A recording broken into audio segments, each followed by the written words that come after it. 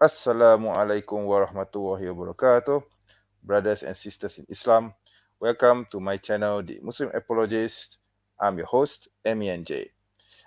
Today, as the title says, we are going to have a reaction to this ridiculous debate, and I use the term very loosely, between the old fart, J. Smith, and the psychopath, David Wood. So, to join me in this reaction video, I bring to you our brother Islamic Calling, who has just joined us for this live stream. So, Assalamualaikum, bro. Assalamualaikum, brother. Yes, Waalaikumsalam. Yeah, you just joined the show, right? Yes, on time. Yeah, yeah. Right. So, never mind, it's okay. I'm going to play the intro and then we can start the show, right? Yeah, sure, So, sure. cue in intro. Okay.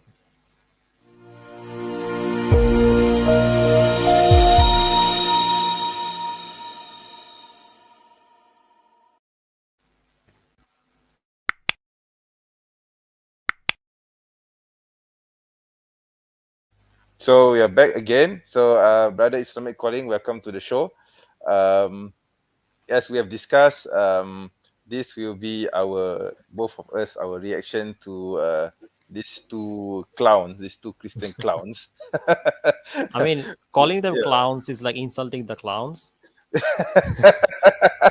be Actually, honest, I they're not would clowns. agree They're the with whole you circus. to a certain extent. I would agree with you. Actually, it's an insult to the clowns themselves because a clown is there, for the purpose of entertainment, and they know what they're supposed to do. But these two clowns, they don't even know what they are doing. Okay, so Yeah. you see, I rewatched the debate again, and I took some points as I showed you earlier. So, Yeah. watching the debate again, I realized that David Wood is actually not trying to argue for the existence of the prophet, even though the title says, "Did Muhammad exist?" and he's on the pro side, and J. Smith is supposed to be on the no side, right? The nay side. Yeah. Yeah. He's actually not. He's not actually debating for the existence of the prophet. He's just using it as a platform to insult the prophet, to demean his character. Character. So Yeah. basically, what his aim is that either way the Muslims lose, because if you are for the idea that the prophet existed, according to David Wood, the prophet is still a false prophet because he had these so-called moral deficiencies. And Yeah. if you are against the idea that the prophet existed, that means Islam is also false because the prophet does not exist. So either way, the idea with this fake debate or this pseudo debate is to demean Islam. It's not to seek the truth. So I don't understand why these two donkeys were on stage arguing which tail is longer, their tail, his tail, or the other tail, because both of them are donkeys in the end. See, Yeah. if you get what I mean, right? Yeah. Yeah. I don't want to insult anyone, but the thing is, they really make a fool of themselves. So anyway, so what's your take on it after watching the debate before we go on and do our reaction? Yeah. It's a circus. I mean, like I said, I mean, these two guys, I mean, if you can even call it that, considering the cross dressing, these two, whatever they are, whatever their pronouns are. So these two individuals, and when you first sent me like the debate, I didn't know what to think of it. I mean, a lot of people told me to react to it, respond to it. I thought like, what is this? And when I saw it, I realized that how far behind like evangelical Christians are in understanding Islam. Like they're so Exactly. far behind, they'll believe anything. Exactly, Okay. exactly. The sole purpose is to discredit Islam. Yeah. So it doesn't matter what whatever the means are, as long as it justifies their goal, which is to demean and belittle Islam, their goal is achieved. You see, regardless Yeah. what the argument is. You see, Yeah. so shall we continue with the circus? Shall we start watching it? Yeah. All right. Okay. So let me set it up. All right. Okay. Okay. Okay. Give me a moment. Tab, did Muhammad existed? Even the question itself is quite silly, you know. Okay. I'm going to skip. So we're going to address only the opening, right? The opening statements of both J. Smith and David Wood. So Yeah, yeah. uh, David Wood started his opening in the 7th minute. So By I'm the going way, to can start. I Yeah. share? Oh, you want to share your screen? Not now, but later Of on course, maybe. of course, of course, of course. You're allowed to share. Because Just let I me know actually when. have a Yeah, note that is yeah. like 4,000 pages long. Wow. Okay. Yeah, Yeah, it's I did okay. a lot of research on So this. so while So we are doing the reaction, if you want to interject and say you want to share something, just let me know and I'll share and sure, I'll sure, let you share your screen. All right. sure, Okay. sure. So let's start with Dr. David Woods. I'm going to comment on that as well. Okay, I'm going to comment on it because I have a lot of Doctor, things to say. Yes, his I'm going to comment doctor at about that. hammering your father. Exactly. Okay, I'm going to comment on that shortly. Okay, so I'm going to skip to the 7th minute because that is where he started his debate. Well, the opening. Okay, all right. 6:24. No, it's not this 10. No, sorry. Yeah, my internet is a bit slow, so bear with me. All right. Okay, 6:55. Yes. Okay, it's around here. Right. Yeah, yeah. By the way, can you make the screen bigger? Sure. Of course. All Of right, course. welcome everybody to this final debate of the Is the night. screen bigger The now? debate is did Muhammad of Islam No, it's still small. sin? So we're gonna have a debate between Okay. Dr. David Wood, Yeah, How Dr. about J. this? Smith. It's gonna yeah, be I think pretty much the same right. format Okay. as you've seen before. We're gonna have opening statements of 20 minutes each. Then we're going to have 12-minute rebuttals each, then 8-minute rebuttals each, and then By the way, I'm not 1 sure minute. who's the person who's introducing this. If I'm not mistaken, this is Samuel Green. I don't know. Can you maybe correct me if I'm wrong? I don't know. No, Have you I heard of? don't think it's Samuel Green. You don't think it's Samuel Green? Do you know No, who's no. Samuel Green? Yeah, he's like a Christian apologetics, right? Yes, yes, he is. And but By the I'm way, not bro, sure can whether. I Yeah, yeah. ask something? Like, can you remove the name, like the Islamic calling admin? Oh, I think okay, it's kind sure, of sure, blocking. sure. Yeah, sure. I can do that. I can do that. Sorry. Because it's in because I thought it was a good idea to display the name, but okay, since you requested, it's Okay, gone. that's fine. Okay, so let's continue. All right. Okay. Yeah. Summary and wrap up. 5 minutes. 5 minute. Okay, I had a 1 minute. You gave it to me. Also, bro, can you like Okay, make I the know. screen on the side? Like the screen on the side, you meaning like this? Yeah, yeah, yeah. That's better. That's Like better. this? Yeah. Yeah. Okay. All right. Okay. All right. One second. Hey, Sam, or where's Anthony? Why don't you guys check? So Oh, are I they think like in a Sam. gang or something? Like Yeah. they're always Yeah. together. Yeah. Sam, Anthony. I think Sam Shamu, the botak guy, and botak means body. Yeah, by the way, in my language. So Uh, the botak guy and the crook must be in the crowd somewhere. yeah, Yeah. yeah. Yeah. They also went together to like confront Sheikh Uthman. Uh, Did you see that? yeah. I saw that. It was a very embarrassing moment for all of them. I mean, they were trying to, they were in a trinity trying to gang up on this poor guy, this poor Muslim guy, and but the poor Muslim guy actually beat the hell out of them. Yeah, I mean, like he's like an actual academic, and they're like clowns. Yeah. So I mean, these people don't realize that Sheikh Oman actually a scholar of hadith. I yeah, mean, who are they trying to fool? I mean, the guy is a scholar, man. I mean, yeah. it's an actual scholar, not a scholar like Christian Prince. Okay, Christian. a real scholar of Islam. And these idiots think that they could, defeat or they could argue their way out with Sheikh Oman. I mean, come on. Yeah. You must be losing your mind if you think you could do that, in the first place. Anyway, okay, let's continue, right? check the YouTube channel. Make sure everything's running smooth. Okay, let me skip that.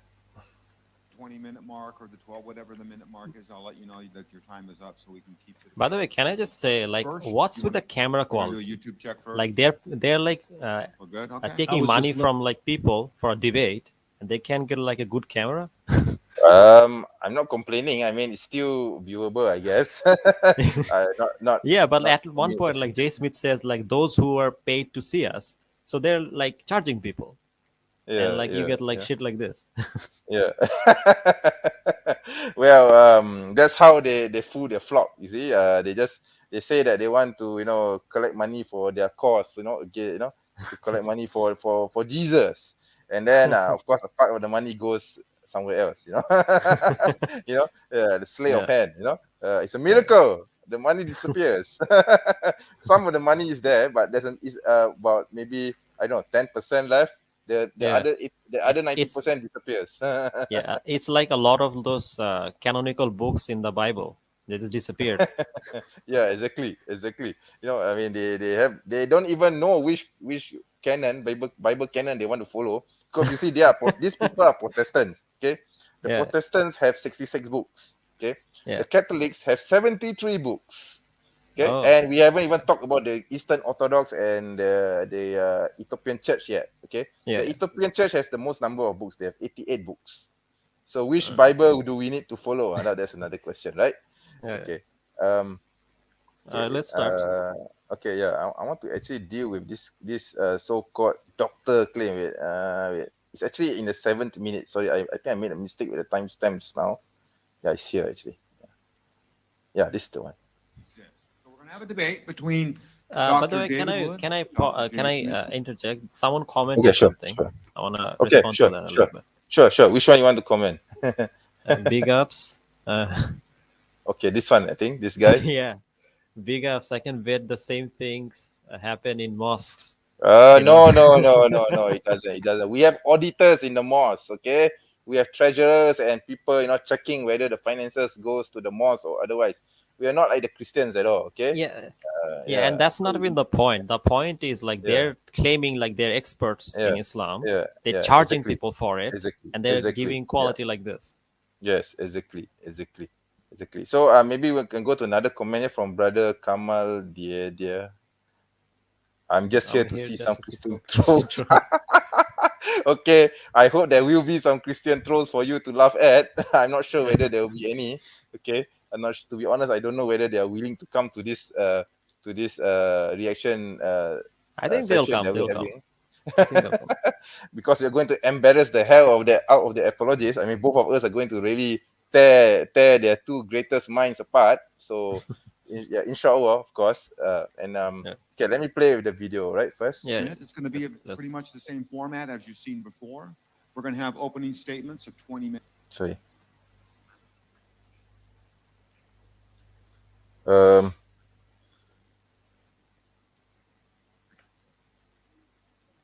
Okay, never mind. Anyway, what I wanted to address was because when they first introduced when this guy introduced David Wood and Jay Smith, he called them a doctor. So my Yeah. question is, a doctor in what? A doctor in what? Yeah, I mean, we know that David Wood is an ex-con. Okay, how the hell is going to get a PhD from prison? Okay, and Yeah, I know that he that's got. something I thought about. Yeah, that's why I don't understand how.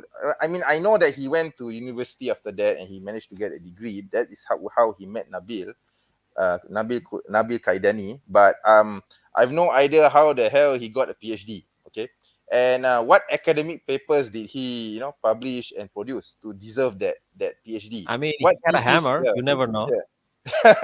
I mean, maybe if he wants to write a thesis on how he picked someone else's head, then yeah, probably he can have a doctorate in that. But for him to get a PhD, I don't believe a single word of it. I don't think he ever got a PhD. A degree, yes, I do believe that it's possible to get a degree from from prison, even to continue your studies after you leave prison. But for you to get a degree, to get a doctorate, that takes you need to get a master's It first takes a before lot you of get a work, doctorate, yeah. right? Yeah, and also same thing with Jay Smith. What doctorate does he have? Okay, He's the a last historian, yeah, apparently. the last I heard, he tried to get a master's degree in Islamic studies in Australia, but he failed. You know why he failed? Because he couldn't master Arabic, which was a prerequisite for this masters. So again, what doctorate does he have? I mean, he Yeah. can't even pass his masters. He cannot even get past a master's in Islamic studies. So how the hell are you going to get a doctorate? Yeah, exactly. Okay, you see. So I mean, seriously. Okay. Anyway, okay, that's done. So let's continue with the actual opening, which is at 9:03. Right, I wrote the number here. Yeah. Okay, 9:90. Okay, let me just play this. Debunk one of the most astounding pseudo-scholarly conspiracy theories the world has ever seen. When people hear that David Wood is debating Jay Smith on an Islamic topic, lots of people think we must be up to something, but we're not. We really have a significant disagreement on whether the Muhammad of Islam existed. I still believe in the overall picture They're of not up to Muhammad. anything. Okay, so It's all so honest, honest yeah, academic so inquiries. he's saying that this debate is honest for the truth, and he's he's just coming for the truth, and he has serious disagreements with Jay, but later Yeah. on I will show you how deceptive this psychopath actually is. Okay, Yeah. so basically it's actually, like I said earlier on in the stream, David Wood's intention to conduct this debate is not to seek the truth, but to use it as a platform to insult, to demean, to belittle the Prophet Sallallahu Alaihi Wasallam. Okay, Yeah. so none of his arguments or can be used as evidence for the Prophet's existence. Okay, at least not from an Islamic perspective, not from Islamic sciences. Okay, in Islam we have a different methodology, okay, for determining whether the stories are true or false. But this guy, he's simply using an argument which biblical scholars often use, but he tries to apply it to Islam, and it's inapplicable because Yeah. in Islam, our the way we collect our traditions and how we relate our history is totally different from how Judeo-Christianity is. You see, so it doesn't work. It's like trying to fit a square peg into a circle. Yeah, it's like that. Yeah. So it doesn't work. It just doesn't work. But Yeah. these people are so desperate for they're so desperate for attention and so desperate to find points against Islam. That's why they resort to these such tactics. Okay. I want to address one particular claim here. One question here. Beli sijil ke Mamat tu? He's saying in Malay, this guy bought his degree. Okay. Okay, I'll answer it in Malay and then I'll translate it for you. Saya secara jujurnya saya tak tahu, tapi saya tak rasa lah dia ada degree lah. Saya tak rasa dia ada sijil. Kalau dia pukul bapak dia dengan tukul, macam mana nak dapat sijil? Huh? Okay, I translate that for you. Okay, I just said that I honestly don't know whether David Wood has a PhD, but the only certificate that he's qualified for is a certificate on how to hit your father with a hammer. Okay, that's what I said just now. Okay, all right. So okay. Another person asked this question. Why won't you debate if Paul was fooled by Satan or not? I'm sorry, this is not the topic of our reaction video today. It's not about Paul. It's about this silly debate between Jay Smith and David Wood. So if I want to debate, it will be another time. All right? Okay. Wrong session, bro. Wrong session. Okay. Anyway, okay. I want to deal with point 9. What David said in 9:33. Okay, he said something in 9:33. Yeah, sorry about my video. I don't know, it's a bit slow today. Okay. 9:33. Oops, I just skipped it. Oops, again. 9:33. I got 9:37, but I don't. Okay, I'll just play this part. Preaches for 12 years or so in Mecca, flees to Medina, builds an army, conquers his enemies, dies. Okay, you notice what he said? He said that the Prophet fled or left Mecca for Medina during the Hajj. Yeah. Sorry, not the Hajj, during the Hijrah, and Yeah. he built an army. He built an army. Yeah. That is historically inaccurate, isn't it? Yeah, I Because, think we should let him talk and then we'll like a response. Okay. Let, Let's I mean, I It's want around to 6:32. respond to like some of this Okay. point. All right. that sort of thing. Tell me So when what you want. Tell me when you want me might to stop. call- All right. Sure. a Muhammad realist. Jay, by contrast, is a Muhammad myther.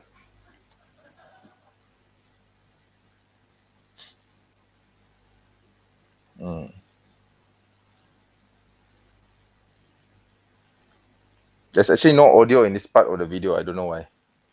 Yeah. Yeah. So he's just playing from a slide, but the audio doesn't come out. Right. So let me skip it to the front, I think. In the position, especially if the alternatives seem far less likely. If you're a Christian, there have probably been times when you've wondered why the all-powerful, loving God you believe in allowed this or that to happen. Why did this child get cancer? Why did that church get hit by a tornado? But you're still a Christian. Why is that? By the way, Well, can I you say believe that something? there are good reasons to Yeah, go sure. to Go ahead. Yeah. Okay, so the reason why this is a problem in Christianity and not in Islam is because you guys believe that, like, there's the original sin, right? So God decided that you're guilty for something you didn't do. On top of that, He's punishing you, right? Like, that doesn't make any sense, right? Yes. But in Islam, we don't believe that, obviously. We don't have any concept of original sin. Yes. So Yes. in Christianity, exactly. yes, it is a valid point that Yes. that why would God punish when he's already decided that you're guilty? Yes. Exactly. Yeah. So shall I continue the video? Yeah, sure. All right. Okay. be a Christian that outweigh any difficulties you might face, and you believe that the alternatives have more problems and are supported by less evidence. So, why should we be Muhammad realists in spite of the challenge from Muhammad mythers like Jay? There are many reasons to believe that the Muhammad of Islam existed. Here, my opening statement, I'll give 3. First, Muslim sources report a number of embarrassing facts about Muhammad that wouldn't have been invented by conspirators creating a fake prophet for their new religion. Okay, notice, okay, you don't mind if I stop here? I just want to comment on this. Sure. Yeah, so he's actually, he already, right from the beginning, he's already implying that the prophet was a fake prophet. You see the words that he used, the terminology he uses to implant it into his audience's mind. So right from the beginning, everyone is already having the perception that the prophet was a fake prophet. See? Yeah. So one thing about David is that he's very clever with words. So he tries to manipulate. Of course, he has a degree in philosophy, so that's how he comes. I don't know if he has a degree on philosophy, but that's like a logical fallacy. Let's assume that he has one, right? That's because that's what he says. Okay, so let's assume he has one. So if he does, then it explains why he can manipulate people's minds and insert certain words into his. I mean, he's trying to make just a casual remark here, but the way that he presents it, if you listen to it carefully, if you're not careful with the way that he says it, you will get influenced by him. Okay. Yeah. I mean, the way that he says it, psychologically, it can influence you. Okay. Yeah. So so the guy is very devious and very, very manipulative with words. Just like Paul. Okay. Just like Paul, the false apostle. The most obvious false apostle in history. Okay. Okay, because that's what David likes to say about the prophet, right? He likes to say that Muhammad sallallahu alaihi wasallam is the most obvious false prophet in history. But I am saying that Paul of Tarsus is the most obvious fake apostle in history. Okay, so anyway, so you want me to continue again or anything else? Yeah, sure. Continue. You want to comment? I want to comment, but I want to comment at the end of it. I want to play it a little bit. All right. Okay. This point is grounded in what historians call the principle of embarrassment or the criterion of embarrassment.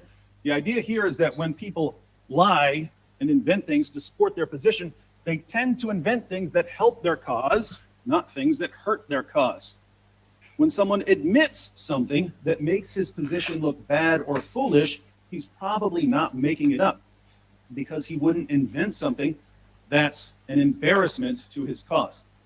So when we examine testimony, we can ask ourselves, is this the sort of thing someone would make up? if it's not the sort of thing someone would make up, we have at least some reason to believe that the testimony is accurate. Applying this principle to the Muslim sources, if people are going to fabricate stories about Muhammad because they're inventing a new religion, they're obviously going to fabricate stories that make Muhammad look good. They're not going to fabricate stories that make Muhammad look stupid or insane or evil or possessed. Okay. Let's It stop seems- here. Yeah. Yeah, I think we can. Okay, I'll let you comment first, and then I will say a few things as well. Yeah. Yeah, okay. So this whole principle of embarrassment thing is one of the dumbest Christian principle that I've ever Yes. seen. Yes, Okay, exactly. so let me This is just something which biblical scholars use. That's why. Yeah. yeah. Yeah. I mean, this is one of the dumbest thing I've ever seen, and one of the most logically fallacious things I've ever seen. Exactly. Because and basically what this is like a fallacy of non sequitur, right? Because you have this like idea that just because something is embarrassing doesn't mean it's either true or false. Like embarrassment itself doesn't say anything. exactly. Like for example, Exactly. something maybe, you know, I mean, and the thing is, for example, I may think that the fact that Jesus died on a cross is very embarrassing, right? A God dying almost naked on a cross, that's embarrassing, Yes. Very right? embarrassing. However, just because I think that doesn't mean that Christians think that, Yes. right? True. So the point is, like, this is completely subjective. Like, what is embarrassing is not defined. Like, what is Yes. embarrassing is completely subjective. So you I cannot mean, say that It depends something. it depends on the worldview of that particular people or culture of Yeah, that yeah, people, right? yeah, Yeah. yeah. Yeah. Yeah. So And it then doesn't prove anything. yes, and also another thing I want to add is that this statement of he assumes that the we Muslims would record anything that will not be an embarrassment to the Prophet positively, and Yeah, if something that is positive will always be true to us, but that is not true, right? Because there is certain hadith which puts Islam in a positive light, but we reject those hadith because those hadith are found to be faulty or have a false isnad. Like for yeah, example, there's this famous hadith. The Prophet says that so-called. I mean, it's alleged. Okay, the so-called hadith says that the Prophet said that you must study as far as wide as possible, even to China. Okay, this is a very famous hadith, which is a fake, false hadith that has been circulated in the Muslim world. But this hadith, even though it casts the Prophet in a positive light, because it tells people to learn, to study, even to the far reaches of China. But this hadith is considered false yeah, because the isnad is not known, and it yeah, cannot be traced to the Prophet. So what is David talking about? I mean, it doesn't mean that a positive story a Muslim will accept it 100%. It yeah, doesn't mean an embarrassing story a Muslim will reject it 100% or yeah, we and accept it 100% either. yeah, I mean, just yeah, because it's and embarrassing, it yeah, doesn't mean that a Muslim will accept or reject it. Like yeah, what you said, because we base our sciences on whether, or we base something on whether a story is true or false based on isnad, based on yeah, the not just the matan but also the isnad. Okay, yeah, and this is some kitab al-rijal. Okay, and this is yeah, something which Christians do not have. That is yeah. why when you read the Bible, you see a lot of ridiculous things. Okay, like for example, Yeah, by the Matthew way, 20. there's Yeah, one sure. point that I forgot to add, which is that, Yeah, sure, sure. for example, let's take this like story of like Jesus dying on a cross, Right. and so basically, imagine I employ this whole principle, right? The principle of embarrassment. Okay. If I employ that, what happens? I think that this is embarrassing that Jesus died, right? Yeah. So therefore, it's true. Now imagine that now that back in the day, Christians didn't think that, so they Yeah. thought that Jesus dying is a heroic thing. Yeah. So if they didn't think that, then they could have made it up Yeah. because they thought it's a heroic thing. So me Yes. applying this principle Mhm. leads me to a false belief, a false Exactly. conclusion. Exactly. So it's impossible to know what's embarrassing for who because we don't know people's Yeah, intent. it's in the end it's very subjective because we don't know what is Yeah, embarrassing for people and what is not, you see. yeah, Right? Yeah, so that's yeah, the whole point. So this so-called argument from embarrassment is a silly science lah. It's something yeah, that cannot be used as a yardstick to determine whether yeah, a story is true or false. Okay. Also, another thing is, I think one of the people pointed out is that people could make up embarrassing stories to cover something even more embarrassing. This is another Exactly. problem that I think one scholar pointed out. Yes. Exactly. See. Yeah. So the thing is, crucifixion, the point of the crucifixion was to make it embarrassing for the person. Wouldn't someone want to cover it up because it's an embarrassment to them? You see? Yeah, Yeah, I mean, in the anyway. first place, because you want to spread your religion. I mean, in terms of Christianity, wearing the Christian hat. Okay, because the crucifixion, the process of crucifixion is supposed to be a humiliating experience. Okay, and you believe that God died in such a humiliating matter, wouldn't you want to cover that up in the first place? Hmm. Yeah, you see, that is why Christians, they don't focus much on the crucifixion. They focus on the resurrection of Jesus. See, they don't focus much on the crucifixion. They know that Jesus died, and they know that inside they know that it's an embarrassment. So what they Yeah, do is they focus on the resurrection of Jesus. So on the third day, apparently, I mean, according to the Bible, Jesus was suddenly found to be alive. So the Christians say, "Oh, look, Jesus is alive. Jesus is born, has risen from the dead," or so they claim. So they don't really focus on the crucifixion because it's an embarrassment. They hmm. focus on the resurrection because for them it's a victory. See, even though you Yeah, try to kill our God, according to them, our God did not die; He's alive. I see, that's the whole point. yeah, See, that's the whole yeah, point of focusing on the resurrection of Jesus. Okay, yeah, so the crucifixion is actually just a side story. The real purpose of a Christian is to celebrate the resurrection. You see, yeah, yeah, yeah, it's not the crucifixion itself. So in a way, if we look at it, the crucifixion is actually an embarrassment to them because they don't promote the crucifixion, right? yeah, yeah, And they're covering it up. They just want to focus on the resurrection. yeah. Okay, And so another thing it's I want to so point, yeah, like yeah, sure. imagine we apply this criteria to whatever, right? Let's say, Yeah, in the end of like Spider-Man 1, spoilers by the way, Spider-Man yeah. gets beat the hell up by Green Goblin, right? That's embarrassing for Spider-Man. Does it mean that Exactly. Spider-Man is real? Does it mean everything that happened in Spider-Man is real? Yeah, exactly. Is everything that happened in No Way Home real? I mean, the multiverse is Yeah. real. And also it's an embarrassment for Andrew Garfield's Spider-Man because he couldn't save his girlfriend Gwen, right? Yeah, Gwen Stacy died, spoilers. right? Yeah.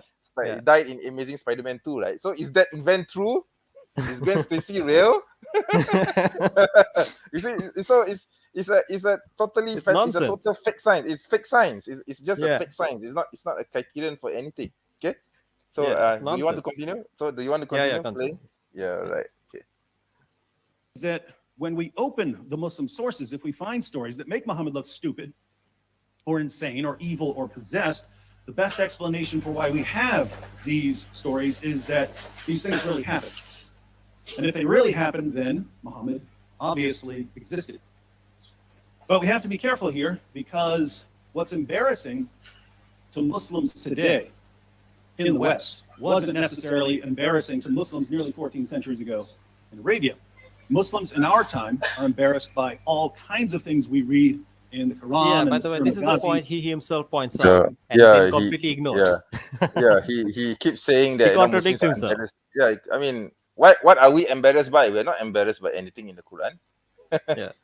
Yeah, right. Are we embarrassed by anything that the Quran says? I think if I were a Christian, I should be embarrassed by what the Bible says because the contents in the Bible some of them are very disgusting. Okay, I Yeah. should be embarrassed by what the contents of the Bible. I will touch that later. Okay, but yeah. So you want to continue? Yeah, yeah, let's continue. Okay, right. And the Hadith. According to Muslim sources, Muhammad had sex with his prepubescent 9-year-old child bride Aisha.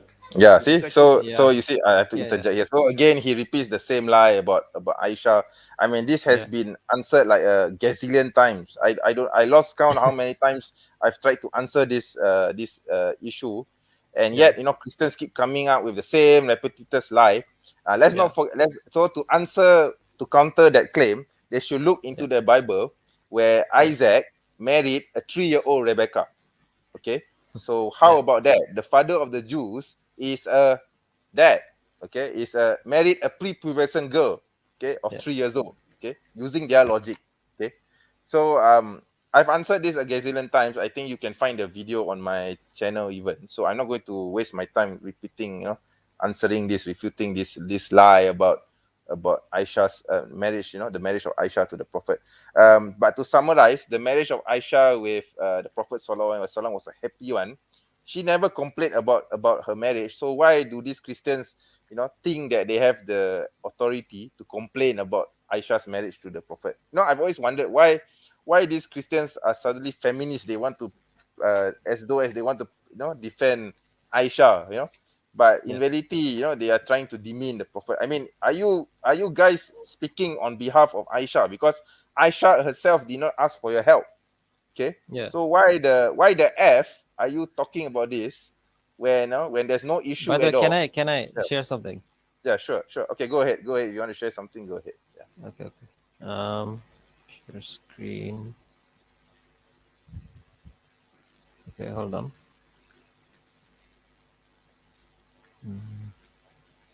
No, wait.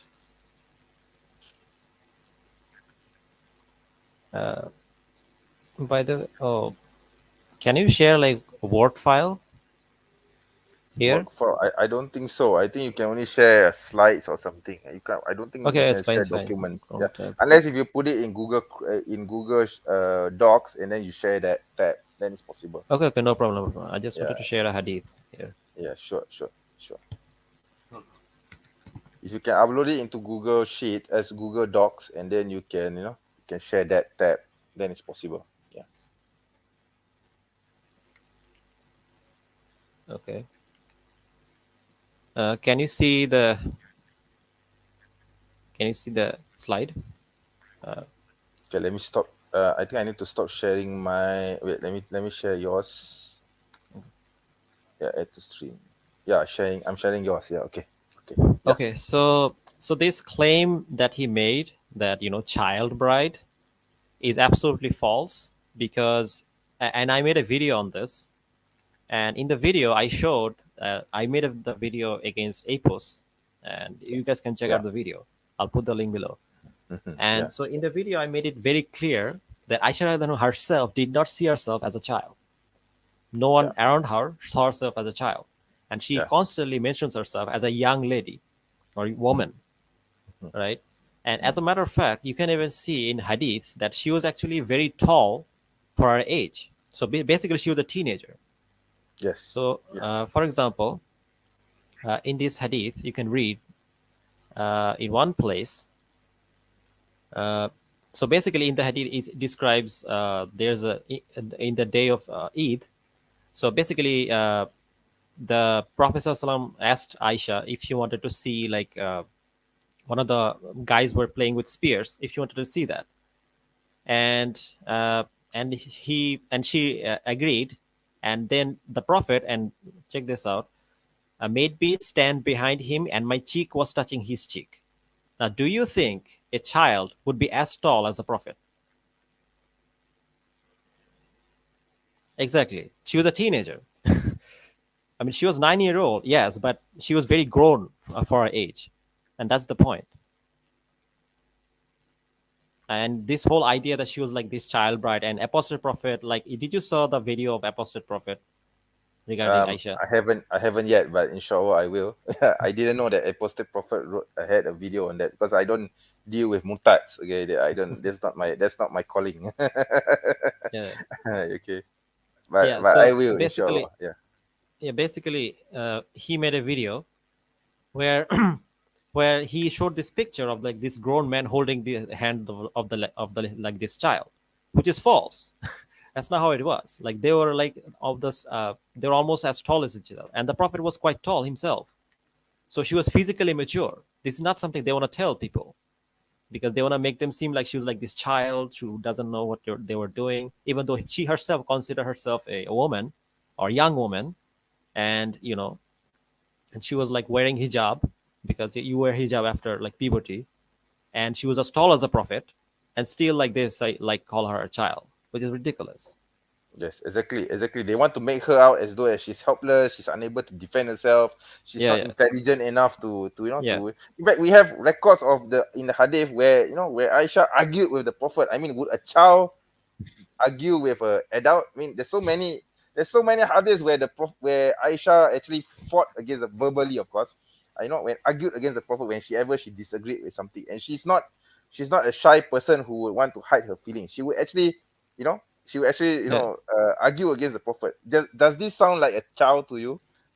Yeah. you know yeah, I mean, it's nonsense. It's just Nonsense. nonsense. Yeah, it's nonsense. I mean, this polemic has been going on for years. So I can tell you, by the way, this polemic, well, because I have been in apologetics for a long time, Yeah. this polemic was first started by this Arab Christian. Until today we don't know who he is, called Silas. Okay, he posted this article on Answering Islam, because Answering Islam is where everything began, where he wrote a very long article about the marriage of Aisha. Before that happened, before he posted that article, nobody knew or cared about the marriage of Aisha on the internet. Okay, this was in 1998.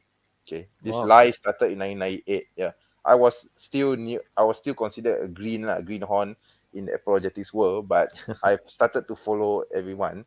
So and then later on, it was picked up by that botak Shem Shamoun, and then it was still, because the internet at the time between 1998 to 2005 2006, it was still contained in the virtual world, because not many people have access to the internet in this time, right? So Yeah. it wasn't widespread outside of the internet. Nobody knows about this polemic. Okay, it was only when Facebook started becoming popular, Instagram, all the social media, all the social Twitter, everything started becoming popular. That is when this lie about the marriage of Aisha started to spread wildly, and it became out of control. By the way, Yeah, can I read a comment? This is funny. Okay, so there's this comment sure. for Christian Which Apologetics 2021. Okay, let me show this comment. This is not just Dr. J. Smith and David, but this was brought up by Islamic scholar Robert Spencer. That bearded moron is a scholar. Oh my god! My cat will probably be more qualified to talk about Islam than that moron Robert Spencer. I'm telling you that. Okay, my cat has more qualifications. Okay, right? My cat can talk better. Okay, she can meow better. Okay, all right. Okay, I have more respect for my cat than I do Robert Spencer. Right? That is how low I think of Robert Spencer, because he's not a scholar. Okay, Yeah. he's just an Islamophobe who's funded by this foundation. I don't recall the foundation at the moment. I think it's Horowitz Foundation or something like that. So this Yeah. foundation actually funds people like Robert Spencer to churn out lies and allegations against Islam, and it brings them billions of dollars. You can actually Google this. Okay, it's actually it's actually an industry. Okay, Islamophobia Yeah, is yeah. actually an industry, and it's spearheaded by people like Robert Spencer, Pamela Geller, Yeah. and a few more others. I don't recall the names, but just Google it and you can find the information. It's not something which is a secret anymore.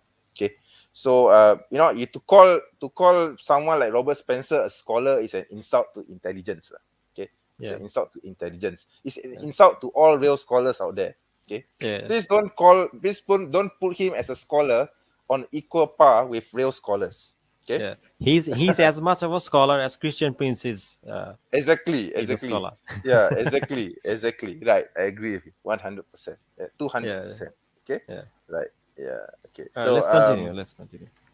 all right, okay, let's continue this. Right.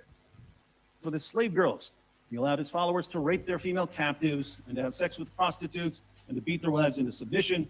Muhammad ordered Muslims to assassinate his critics and Blah to blah blah execute blah blah blah. apostates and to Where violently have we not subjugate heard this Jews and before? Christians.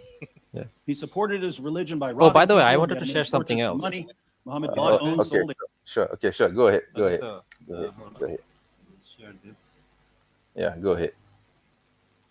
So I have an example of a few marriages that happened Right. under Catholic Church. All right. Go ahead. Share This that. is quite interesting. Yes, Share of course. that. Of course.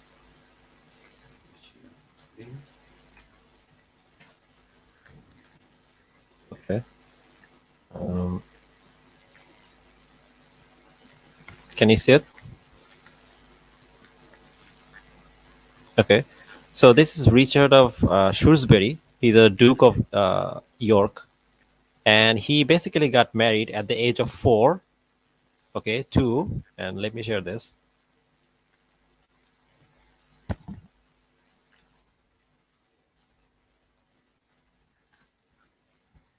Now, can you see it? Yep, I can see it. I can see it. Okay. So Anna de Mowbray, and she was basically a Duchess of York, and she was married to this boy, this 4 year old boy, and she was like 5 years of age. So I can read this. Anna de Mowbray, 8th Countess of Norfolk, later Duchess of York, Yeah, this is actually common and among European loyalty in this yeah, era, in yeah, the Middle Ages. yeah. Very, very November common. 1481 was the child bride of Richard of Shrewsbury, Duke of York, one of the princes in the Tower. She died at the age of 8. Okay, so here it says talks about marriage on January 15, on 15 January 1478, age 5. She was married to Stephen Chapel, Westminster of Richard of Shrewsbury, Duke of York, 4 year old younger son, King Edward, and his Queen Elizabeth Woodville. They even have a picture. You see this? Yep, I can see it. Yeah. Oh my God. Yeah, this is the good example Yeah. of child brides. Child groom and bride. Oh my God. So yeah, it's hypocrisy, and Yes. also like I found It's this actually not like really it's actually not hypocrisy as much as it is ignorance. Okay, it's also about ignorance as well. So yeah, yeah, it's about ignorance of their own history. You see, yeah, because in Europe this is normal. Okay, in the yeah, Middle Ages, royalty giving off their child as a bride or as a groom to another royal family in order to establish ties. This is normal. This is yeah, normal in that era. Okay, yeah. okay. So So actually, yeah, Christian Stack Exchange, this website, like where Christians ask question.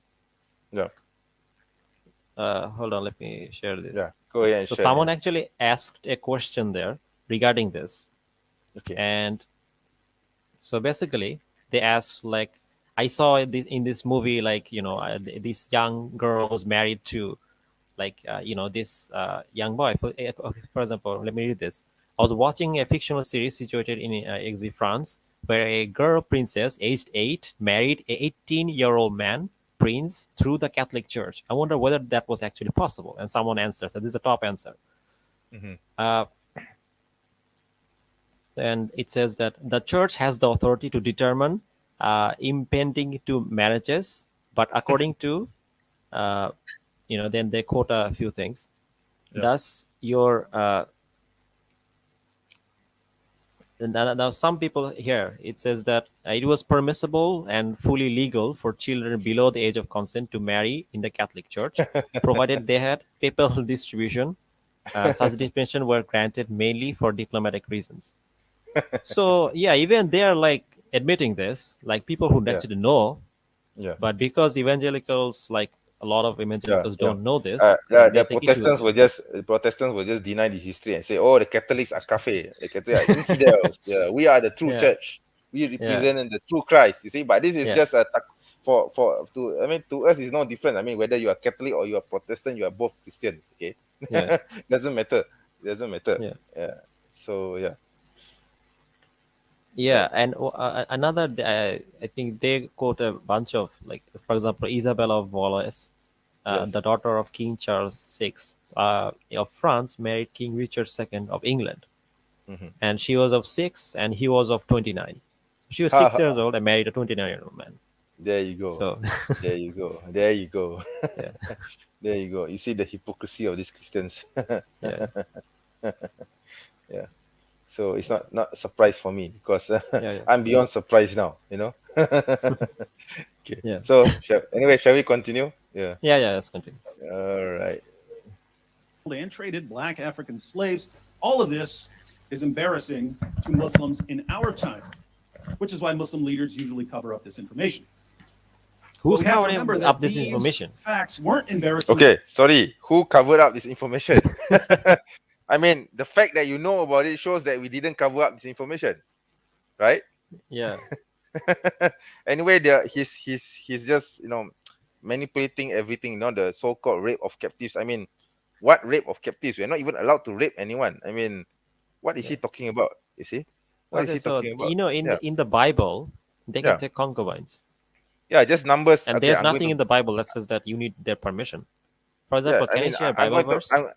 I'm going to show the. I'm going to show the Bible passage which you're talking about. Right. Okay, So okay, okay, yeah. hang on. Let me pull it up. Right. So this is actually a good. Yeah, you just point out something very interesting. You just mentioned something interesting. Let me hang But on. Let bro, me I can share. see you. It's dark. Huh? You can't see me. No, no. Uh, I why mean, is your it dark? screen is dark. I don't know. Maybe it's because of the sharing. Okay, hang on, hang on. Let me change this. Yeah, let me try this. Can you see my screen now? No, no. No, I mean, I can see you. Like, you are in the darkness. Okay. I don't know what's wrong with my camera. Something wrong is with my camera. Yeah. I don't know. Something wrong is there's something wrong with my camera. I don't know. It's not working. Oh, okay. Now it's Oh, working yeah, now. back, back. Okay, it's back. I don't know why. I think it hang or something because of too much nonsense from the Christians, maybe. Okay. Yeah. So yeah. So this is the Bible verse which talks about a lot of nasty things happening. This, by the way, during the time of Moses. All right. Yeah. Okay, so vengeance on the Midianites. Okay, I always like to quote this verse to them, to the Christians, when when they talk about the so-called war, against in Islamic history, and they have no answer to this. Okay, so vengeance on the Midianites. The Lord said to Moses, "Take vengeance on the Midianites for the Israelites. After that, you'll be gathered to your people." So Moses said to the people, "Arm some of your men to go to war against the Midianites, so that they may carry out the Lord's vengeance on them. Send into battle 1,000 men from each of the tribes of Israel." So times 12. Okay. Uh, okay. Then let me skip this. They fought against the Midian. Sorry, they fought against Midian as the Lord commanded Moses, and killed every man. Okay, and killed every man. And then and then they also mentioned the victims' Yeah. names. Yeah. And then the Israelites captured the Midianite women and children, and Yeah. took all the Midianite herds, flocks, and goods as plunder. So Yeah. basically, the people, Moses and his men were robbers. Huh? Yeah. I mean, according to the Christian logic. Okay, Yeah. according to Christian logic, Moses and his men were robbers. Okay, Yeah. so And they said, that, yeah. And they that said that the prophet was prophet wrong. were and they said the prophet Solomon and Salam were robbers. See, so this is clearly plunder. It clearly says this: the Israelites captured the Midianite women and children, took all the Midianite herds, flocks, and goods as plunder. They burned all the towns where Midianites had settled, as well as all their camps. They took Yeah. all the plunder and spoils, including the people and animals, and Yeah. brought the captives, spoils, and plunder to Moses and Eleazar the priest. Okay, and Yeah. then okay, this is another interesting part. In verse number 14, Moses was angry with the officers of the army. Okay, take note. According to the Bible, the prophet Moses was angry with the Israelites. Now the Yeah. question is why? Okay, why was he Yeah. angry? The answer is, Moses asked, "Have you allowed all the women to leave?" He asked them. They were the ones who followed Balaam's advice and enticed the Israelites to be unfaithful to the Lord. Okay. Now Yeah. kill all the boys and kill every woman who has slept with a man, but save for yourselves every girl who has never slept with a man. I mean, Uh, the reason why the prophet Moses, okay, alayhi salam, in this chapter was angry with the Israelites was because they did not kill the women. Do you understand that? Do you understand this? The implications yeah. of this. So you're actually no. The Bible is actually saying that that Moses allows for once his people to kill everyone, including the women. Yeah. Okay, and also another interesting thing is that he said kill every woman who slept with a man, meaning probably a wife lah. Okay, but save for yourself every girl who has never slept with a man. So basically, he's saying to rape the captives, to rape the Yeah. virgin captives, right? Yeah. Okay. And then the verse goes on. Anyone who has killed someone or touched someone who was killed must stay outside the camp. Blah blah blah blah blah. And then Yeah. Eleazar the priest said to the soldiers who had gone into battle, "This is what is required by the law that the Lord Yeah. gave Moses." Okay. It then talks about the basically this is talking about the division of wealth. Right. We also have this Yeah. concept in Islam. Okay. The Yeah. division of wealth. So Yeah. they're dividing the spoils. Then the Lord said, the Lord here meaning God, said to Moses, "You and Eleazar the priest and the family heads of the community are to count all the people and animals that were captured, divide the spoils equally between the soldiers who took part in the battle and the rest of the community. So they're talking about plunder and dividing wealth. Okay, so Yeah. the rest of the basically the rest of the chapter is that. Okay, then yeah, I think that's all. But the Okay. point is, Can I yeah, read? Can we read a comment? Like, sure. Which comment you want to me to read? wait, there's a Brian Bradley. Okay. Mm. Um. But these But people were those bad people were people. bad people, and they defended themselves. That's not the point. That's not the point. The point is Moses allowed for rape and plunder of women and children.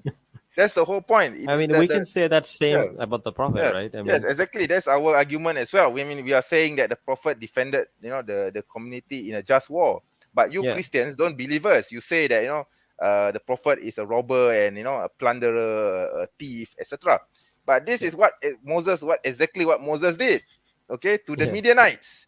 So who is to say that the Midianites were bad people and the Israelites were good people? Because yeah, if I were looking from a perspective of a non-Christian or someone, let's assume, na'uzubillah, I'm not a Muslim or a Christian. I'm an atheist who doesn't believe even in Musa alayhi salam. If I read this mm, chapter, I would say, from my point of view, the Midianites were the good people. They were victims because being plundered, they were being raped, they were being killed by the yeah, Israelites, right? yeah, Okay, yeah, so this is the non-believer speaking. Of course, as a yeah, Muslim, me as a Muslim, I have no problem. I generally, whether this chapter is true or not, I don't actually have a problem with it, because we believe that Musa alayhi salam was sent by God, and whatever he mm, does is ordained by God. So we have no problems with it. mm, But mm, the Christians, being the hypocrites that they are, when yeah, the prophet does something similar, not as bad as this. We don't plunder and kill women. By the way, during a war, we're not even allowed to do that. Okay, mm, in Islamic battles or Islamic warfare, you're not even allowed to cut a tree. Okay, you're not even allowed to yeah, cut a tree or burn a field. This is in the Quran and also in the Hadith, right? yeah, I mean, this is so we actually have laws guiding us on how to conduct war on warfare. yeah. But when we follow these proper procedures, we don't rape I people, we don't. mean, just Yeah, look at the conquest of Mecca, right? I mean, exactly. Yeah, yeah. yeah, So the conquest of Mecca, the prophet marched in with 10,000 men, and nobody was killed or murdered or pillaged or raped. Okay, yeah, it's that simple. Okay, whereas you compare that to the Christian history when they first conquered Jerusalem, okay, in 100, I think it's 10,026, I don't really remember. yeah, They plundered and killed every inhabitant in the city of Jerusalem, to the point, according to Christian chroniclers, by the way, who recorded the mm. incident, the blood flowing from the victims were at the By the knee way, level. bro, Yeah, I can't yeah. see you. Can you like make the screen so that we can see? Okay, sure. So, Yeah. yeah. Oh, So, your screen is vanished again. okay, I don't know. I think it's something Okay, okay. wrong. Maybe it's It's back, back, lagging or back. something, right? It's Yeah. back. Okay. So, yeah. So basically, I think Christians don't actually have a moral say in telling Muslims about warfare, because the Christian record of warfare is not very pretty. Okay. Yeah. I mean, you Yeah. look at Christian history. There's a lot of this. There's a lot of they actually they like to they actually plan they do exactly as how Numbers 31 describes it, actually, to be honest. Yeah, if you look in history, that is how they have done it. Okay, right from the very beginning. Yeah, in the history. Okay. Anything else you want to add before we continue with the? Yeah, I wanted to share. By the way, one thing you'll notice is that when it comes to arguing against, Islam, they basically become liberals because they're not making Christian arguments; they're Yes, making liberal exactly. arguments, They are arguing from a secular viewpoint. liberal They don't perspective. exactly from a liberal perspective, a secular liberal perspective. They don't argue from the Bible. You see, they argue from maybe from the concept of human rights, or maybe Geneva Conventions, etc. They're all man-made laws. You see, but has Yeah, nothing to whatsoever to do with the Bible. You see, yeah. yeah. So let me switch the screen back. Yeah, sorry about my screen. I don't know why is it happening this way, but just ignore it. I will appear. I guess I will appear once in a while. Are there? See, it appears again. Yeah, yeah. I can't do anything about it. This is something to do with the network, I think. All right. Yeah, yeah, So I yeah. so shall um any comment, any particular comment you want to answer? Yeah, so there's one. Can you pull it up?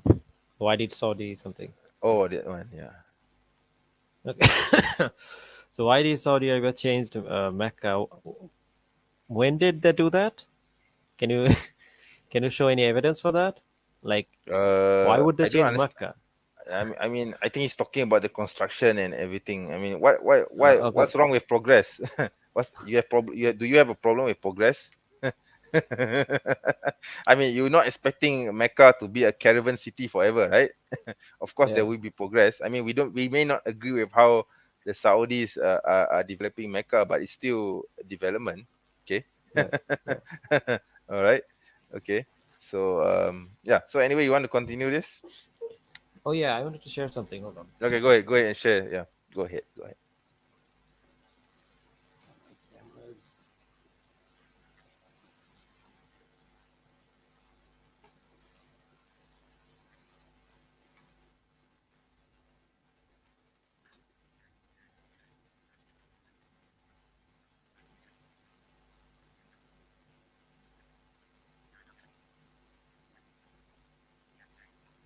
Can you see? Okay, so Yep. this is an interesting story. Um, so it says that King Solomon had loved many foreign women besides Pharaoh's daughter, Moabites, Ammonites, Edomites, Sidomites, and Hittites. They were from nations about which the Lord had told the Israelites, "You must not intermarry with them, because they will surely turn your hearts after their gods." Uh, no, hold on. Yeah. So, nevertheless, Solomon held fast to them in love. He had 700 wives, and get this, he had 700 wives of royal birth and 300 concubines. This is David, sorry, Solomon. So Solomon had 300 concubines. Then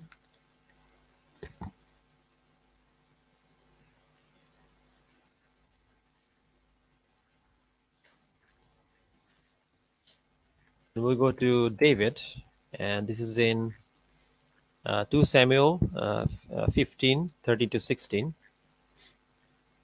Uh, so here, basically, it says that, uh, hold on, this is not.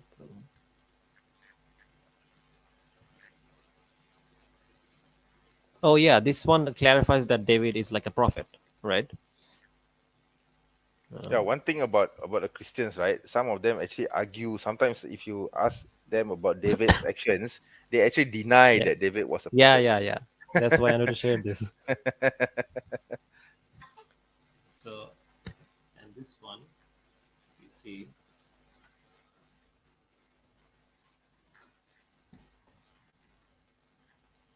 Okay, okay, so from 13 to 16, if you go 13, okay, here we go.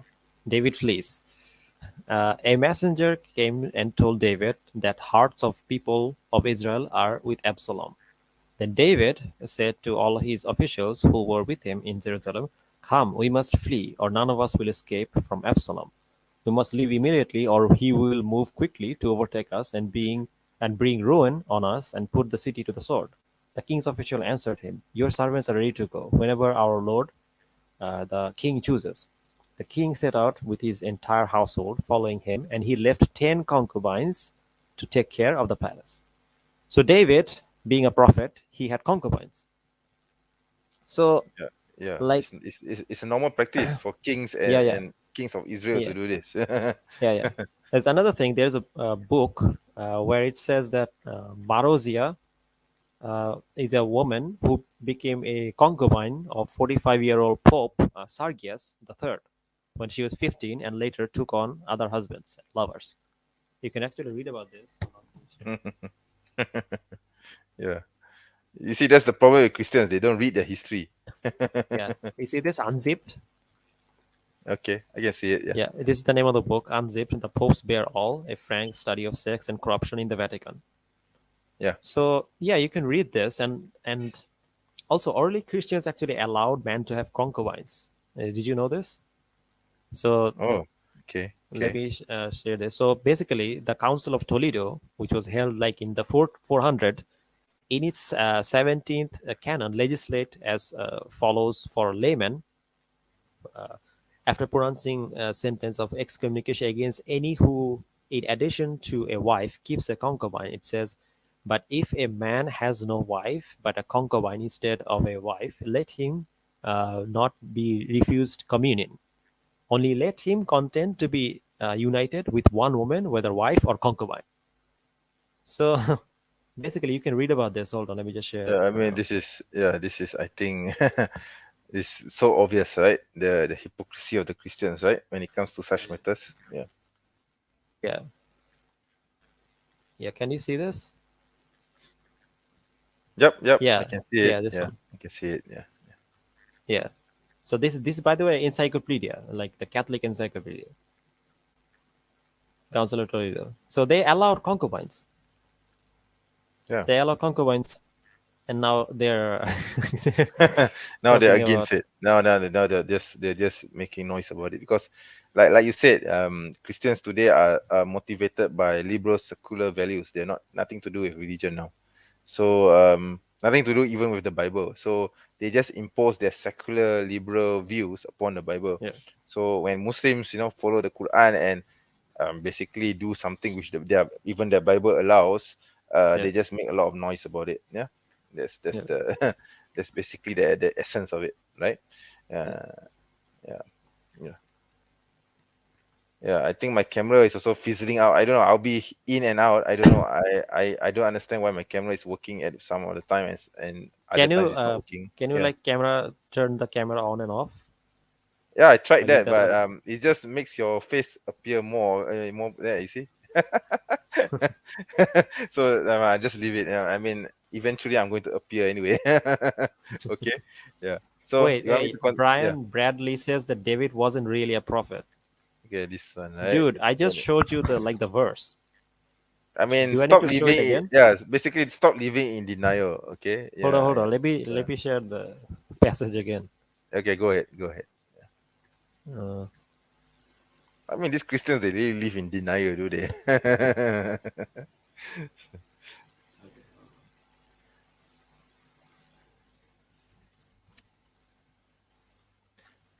So he's saying he's actually responding to you just now.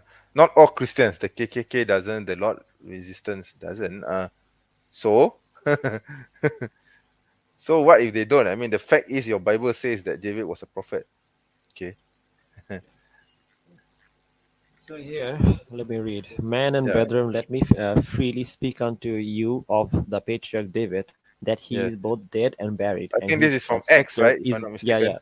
is with us unto this day. Therefore, being a prophet and knowing, hold on, prophet and knowing that God had sworn an oath to him, and that from the fruit of Yeah. his loins, according to the flesh, he would Yeah. raise up Yeah. Yeah.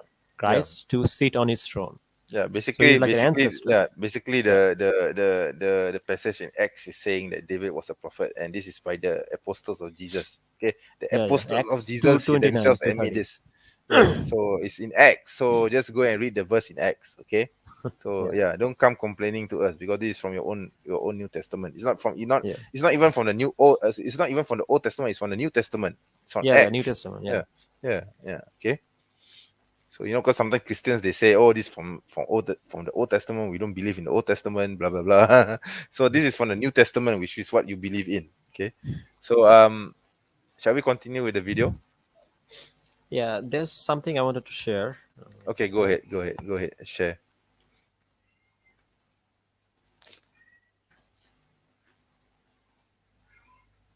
You know this accusation, like the David from David versus Goliath. What other David do you have in mind, Brian? Obviously, you're not talking about David Wood, right? We're not saying that David Wood is a prophet, right? Come Okay, on, use so your there's brain. a hadith. Can you see it? Yeah, this is a hadith in Sunan Abu Dawud. General Okay, behavior, Kitab okay, al let me Adab. yep, let me share this. Yeah, all right. So this is regarding adab, right? Behavior. The Prophet ﷺ said, "Feed those of your slaves who please you from what you eat, and clothe them with what you clothe yourselves. But sell those who do not please you, and do not punish Allah's creature." Can you read about this in Sunan Abi Dawud, 5161, and this is Sahih according to Sheikh Albani. So yeah, in Islam, you're not allowed to hurt slaves, Yeah, our and treatment of they, slaves is much more benign than the Christian version of it. yeah, Yeah. Mhm. yeah. There's even one incident where one companion, he basically hurt a slave, and he felt so guilty that he let her go. So here it is, because the Prophet ﷺ said, if you hurt your slave, you should let them go.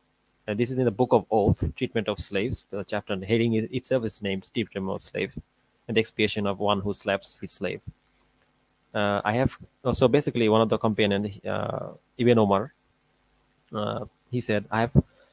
He basically hurt his slave, and he said, "I have caused you pain." He said, "No," but he said, Ibn Omar said, "You are free." He then took some hold of something from the earth and said, "There is no reward for me, even to the weight equal to it." I heard Allah's Messenger saying, "He who beats a slave without cognizable offense of his or slaps him, then expiation is that he should be freed." So yeah, I mean, so the ruling is that if you hurt your slave, you're supposed to free them. Sorry. Since we are on the subject of slaves, I want to share one last verse before we continue with Yeah, yeah, David and Jay Smith's fake debate, right?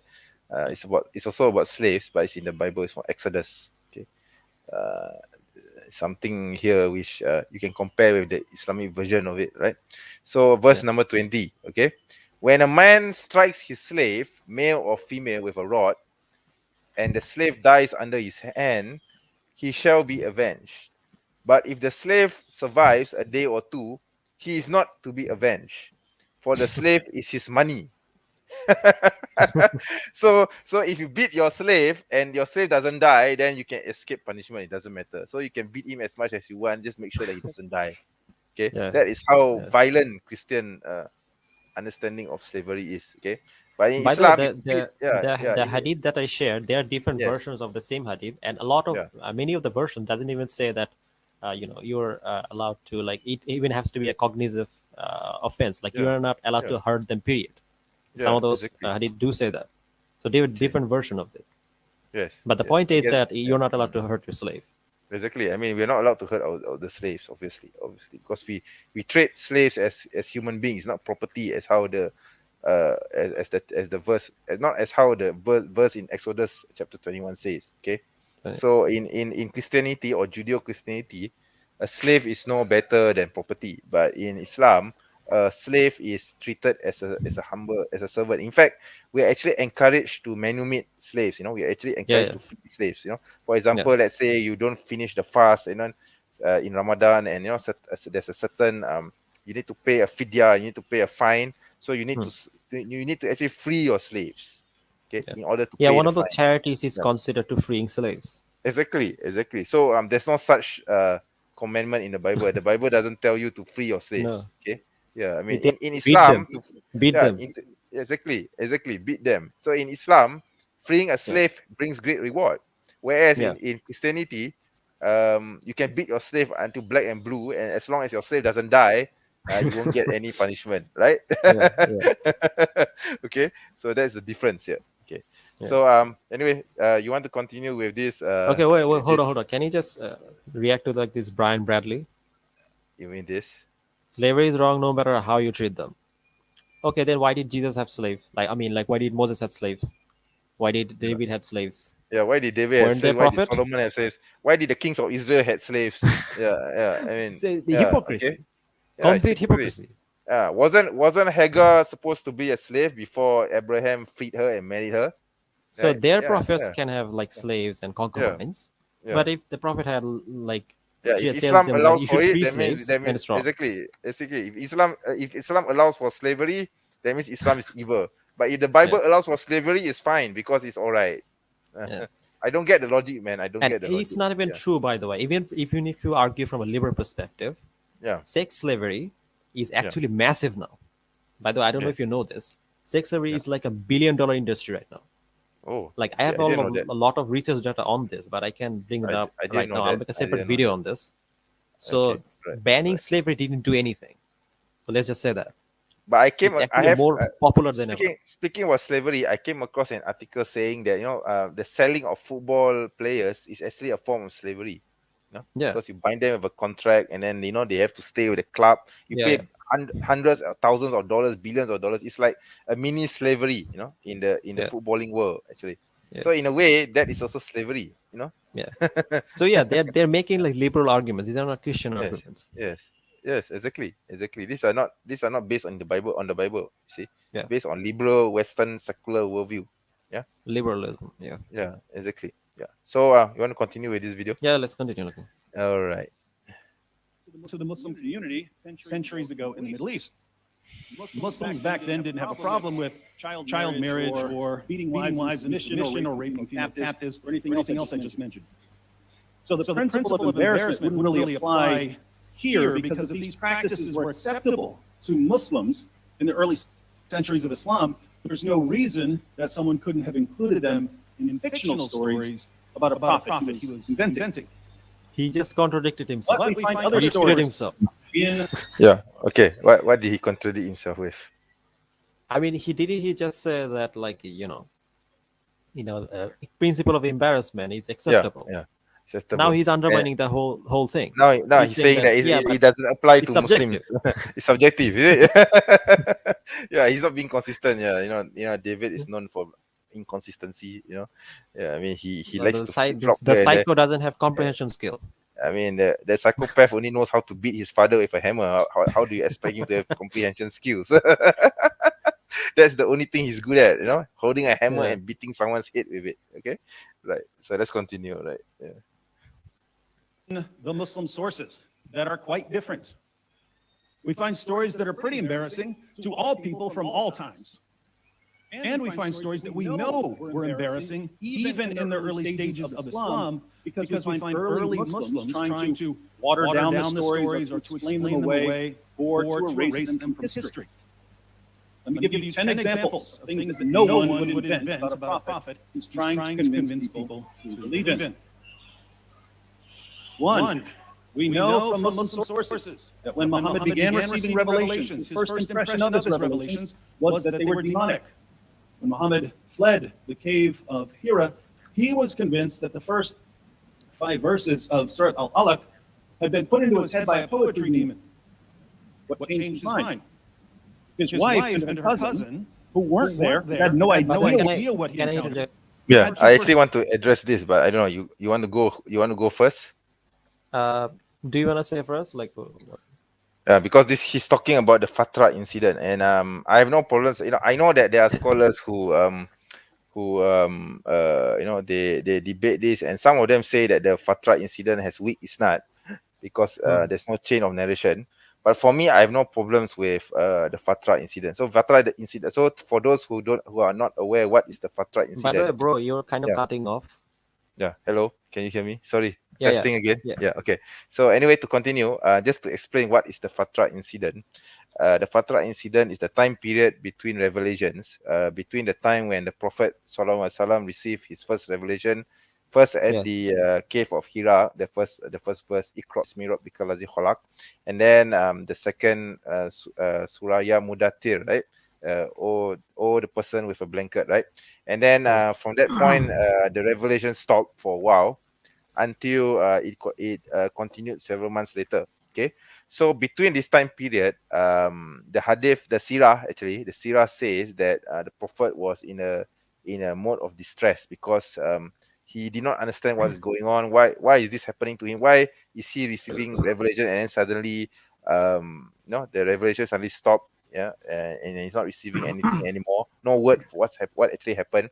So according to the sirah, the prophet went to the highest mountain and he wanted to commit suicide. He wanted to kill himself, but each time he tried to do that, the angel Gabriel appeared before him and tell him to stop and to tell him to turn back.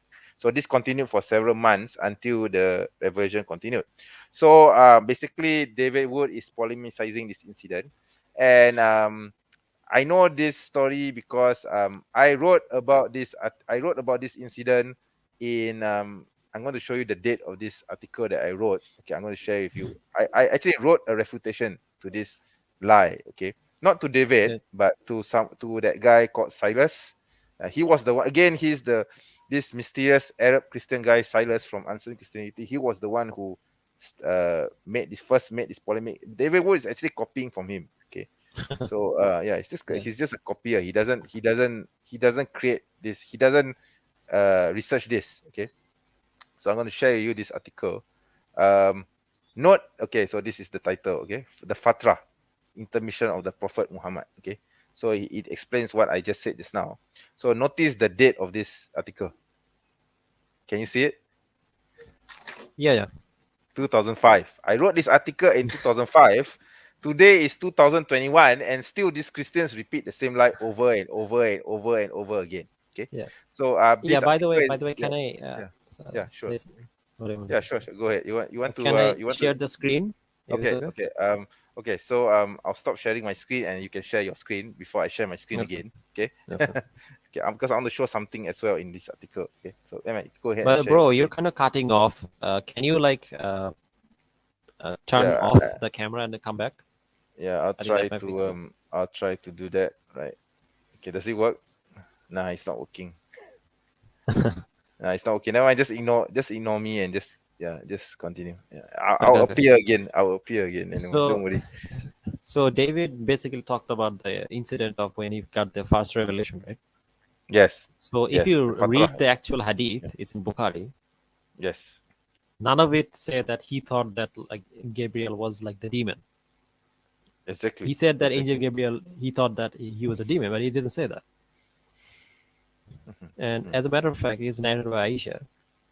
And the commencement of the divine inspiration to Allah's messenger was in the form of good dreams, which Yes, came true, like bright yes, daylight.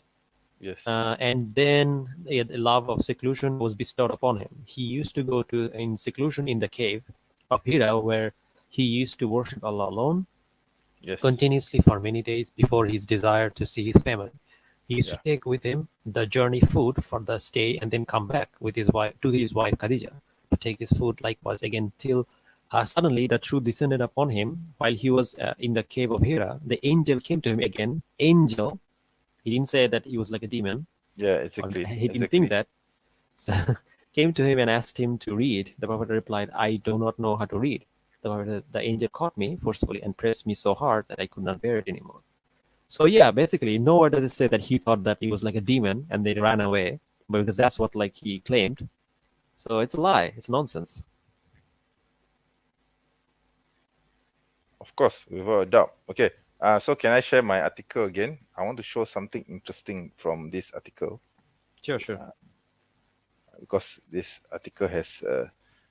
Okay. So basically okay. First, I need to answer this. There's a comment from Brad. How long have you been doing this, Amy and Jay? Why don't you ask David that question? Because but anyway, I can tell you that I predate David Wood, and I came in right after Jay Smith. So yeah, do the math. Okay. It's around I started in the late 90s. Okay, late 90s. I have been doing this apologetics work since the late 1990s. Okay, back when the internet was just a modem. When you need to dial in the modem, you need to dial the modem and you need to wait for the music, for the sound to connect to the internet. That was when I started being active. So I've been around for a very long time. Okay, very long time. Okay. So anyway, going back to this article, yeah, you can read all the arguments here where I argued uh about the religious significance of the fatra. But Yeah. what I want to share is that the biblical prophets themselves experienced something similar to what the prophet experienced. Okay. Yeah. Yeah. Okay. So for example, the prophet Isaiah, okay, According to Isaiah, he encountered God seated on the throne, accompanied by two seraphs. Seraph is like something of an angel. Okay, Isaiah chapter 6, verse 1 to 2. Isaiah exhibited signs of fear and thought that his doom was coming when he heard the seraphs' voices. So this is in Isaiah chapter 6, verse 4 to 5. He was reassured and comforted by one of the seraphs, Isaiah chapter 6, verse 6 to 7, and informed by God of his mission, Isaiah chapter 6, verse 8. So basically, Isaiah had a similar experience to what the prophet experienced. He had the revelation, he was afraid, he was fearful, he thought he was going to die, and then he had to be reassured by one of the angels that, that this is God, this is a godly mission. Okay. Now the second prophet, Jeremiah. According to Jeremiah, God told him to speak on his behalf to his people. Jeremiah chapter 1, verse 4 to 5. Jeremiah replied, there was just a child. Jeremiah chapter 1, verse 6.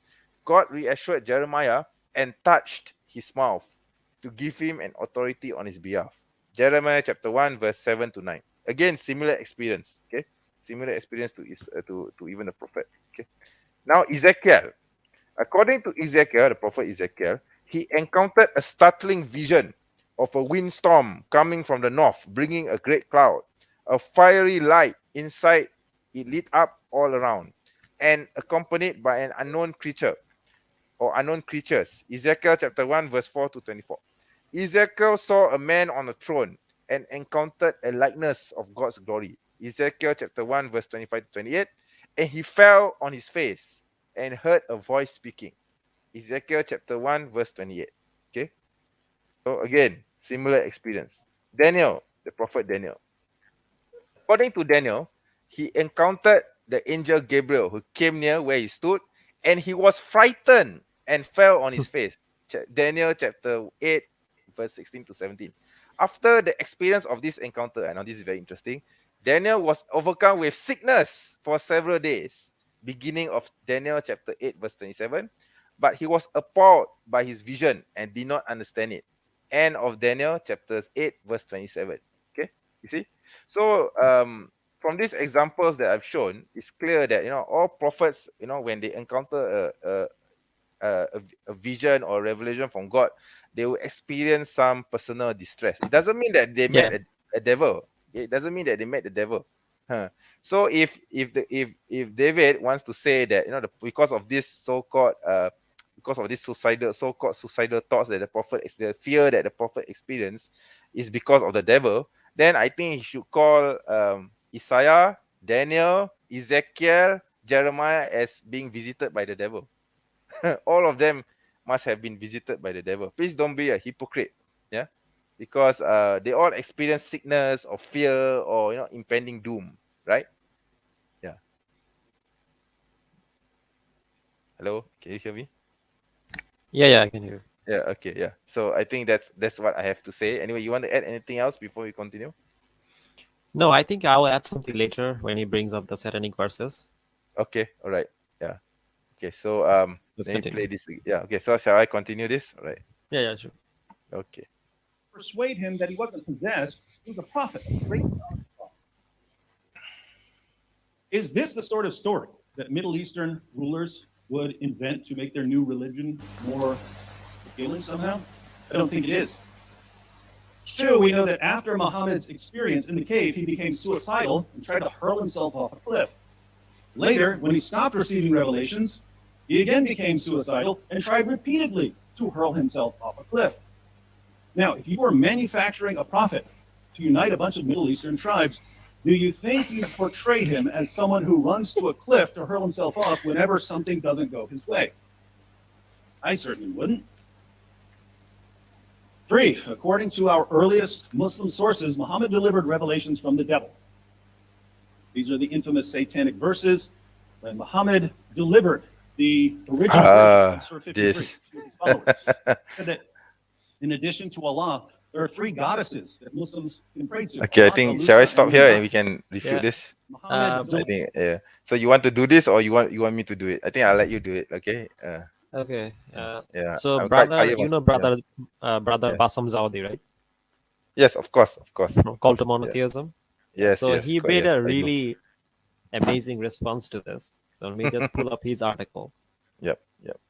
I have an article on my website too about this, but yeah, I mean, go ahead. Yeah, of course. So let me Okay, share. while you're pulling it up, I want to read some of the comments here, right? Yeah, sure. Display this. MNJ, you look young. I thought you were in your 30s at the most. Wow, I'm so flattered. I'm not in my 30s. I'm not in my 30s. I can tell you that. I'm not 30s anymore. That was 10 years ago. Okay, that was 10 years ago. I'm not in my Yeah. 30s. Okay, another comment from this brother. He wrote in Malay, okay? Daniel tu nak kena ru'yah tu. So he's saying that the prophet Daniel needs to be, warded of evil. Need to do a ruqyah, need to do a Islamic treatment on him. Okay. Yeah. But the thing is, the point is that Daniel had experienced distress because he met the revelation of God. Same thing as how our Prophet Sallallahu Alaihi Wasallam experienced, and this is normal because they are all human beings. Okay, they are not God. Okay, so of course, when you encounter the might of God, the mightiness of God's revelation, obviously you're going to feel something, right? You're going to feel something, fear and do, and because you don't know who or what that is. You see, yeah, that's the whole point. But David, being the hypocrite that he is, he doesn't seem to realize that in the Bible, all the prophets of God experience something like this. Yeah, Yeah. and it's Can not you just share yeah. the screen? Sure. Okay, let me share the screen now. Yep. Can you Okay. see this? So Yeah. this is the. Let me make the thing a little bigger. Yep. Yeah. Yeah. Yeah. I just made it Can you see bigger. it? Yeah, I can see it. Yeah, I mean this So this satanic versus thing has been around for so long, and it has been yeah. debunked several times. So basically, here he says, "There is no greater lie than the lie of satanic verses. The Prophet ﷺ never uttered these verses." To sum it up, the story basically states that when the Prophet was leading the prayer one time near the Kaaba, he was reciting Surah 53, 19 to 20, and then immediately after he recited those verses, he said, "Those are the high-flying cranes, and indeed their intercession is to be hoped for." So the Quraysh tribe were so thrilled that the Prophet spoke so positively about their gods that they prostrated with the Muslims after he recited those verses. Afterward, Allah sent down a verse rebuking the Prophet and also sent down a verse abrogating the satanic revelation. Let's see if this makes any sense. Surah 53 was revealed 5th year of prophethood. The alleged verse that was revealed rebuking the Prophet was sent down years later. And the verse that supposedly abrogated the satanic revelation was revealed in 1 al-Hijri, which is approximately 8 years after the incident. So are they trying to say that the Muslims believe that the satanic revelations were true revelation for approximately 8 years? That would mean that the Quraysh would have believed that the Muslims were pagan worshippers. So if the Quraysh did believe this, then why did they keep persecuting the Muslims for their belief, which is the reason why the Hijrah took place anyway? So you see, this story is kind of nonsensical. Like it doesn't make any sense. So the verse that they quote, or the story quotes, was revealed in like the 5th year, and the supposed verse which rebukes him was revealed like years later. And you know and and the and then the later verses was has no connection to this. So bro, are you there? Bro, are you there? Yes, I'm here. I'm still here. Yes. Okay. So as you can see, there's no connection here. Because the thing is, if this was the case, why would the Quraysh be persecuting them anyway? It doesn't make any sense.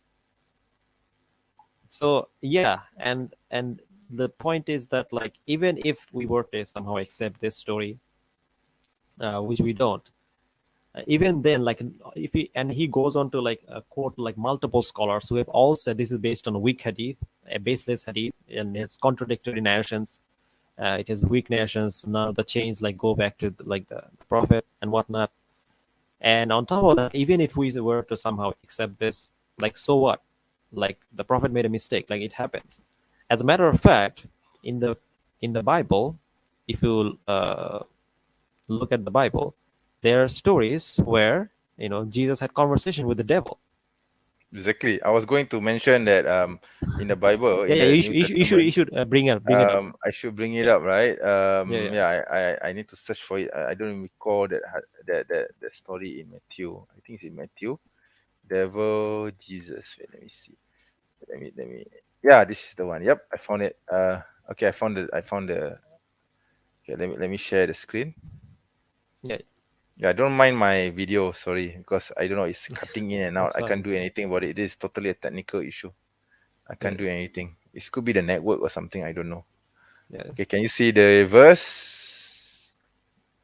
Yeah, so this is actually the satanic verses of the Bible. yeah.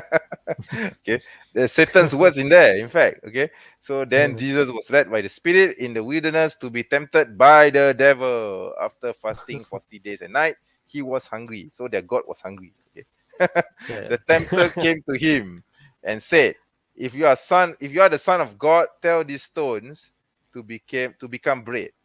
Jesus answered, it is written, man shall not live on bread alone, but on every word that comes from the mouth of God.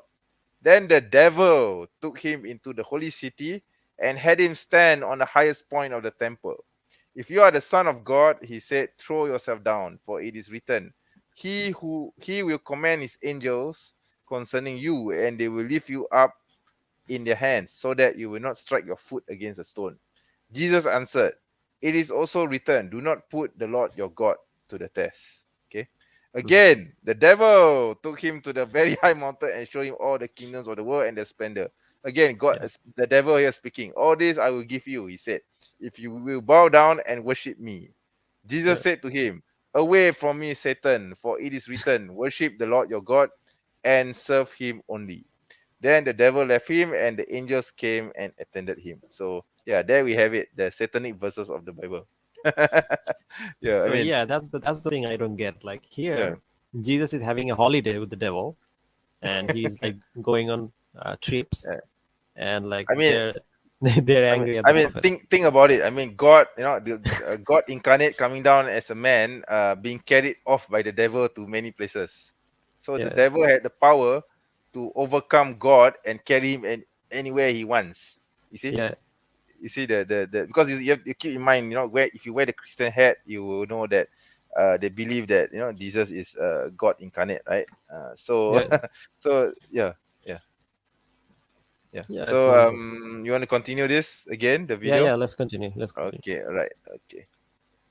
Delivered these verses to his followers. He bowed down in honor of them, and his followers bowed down with him.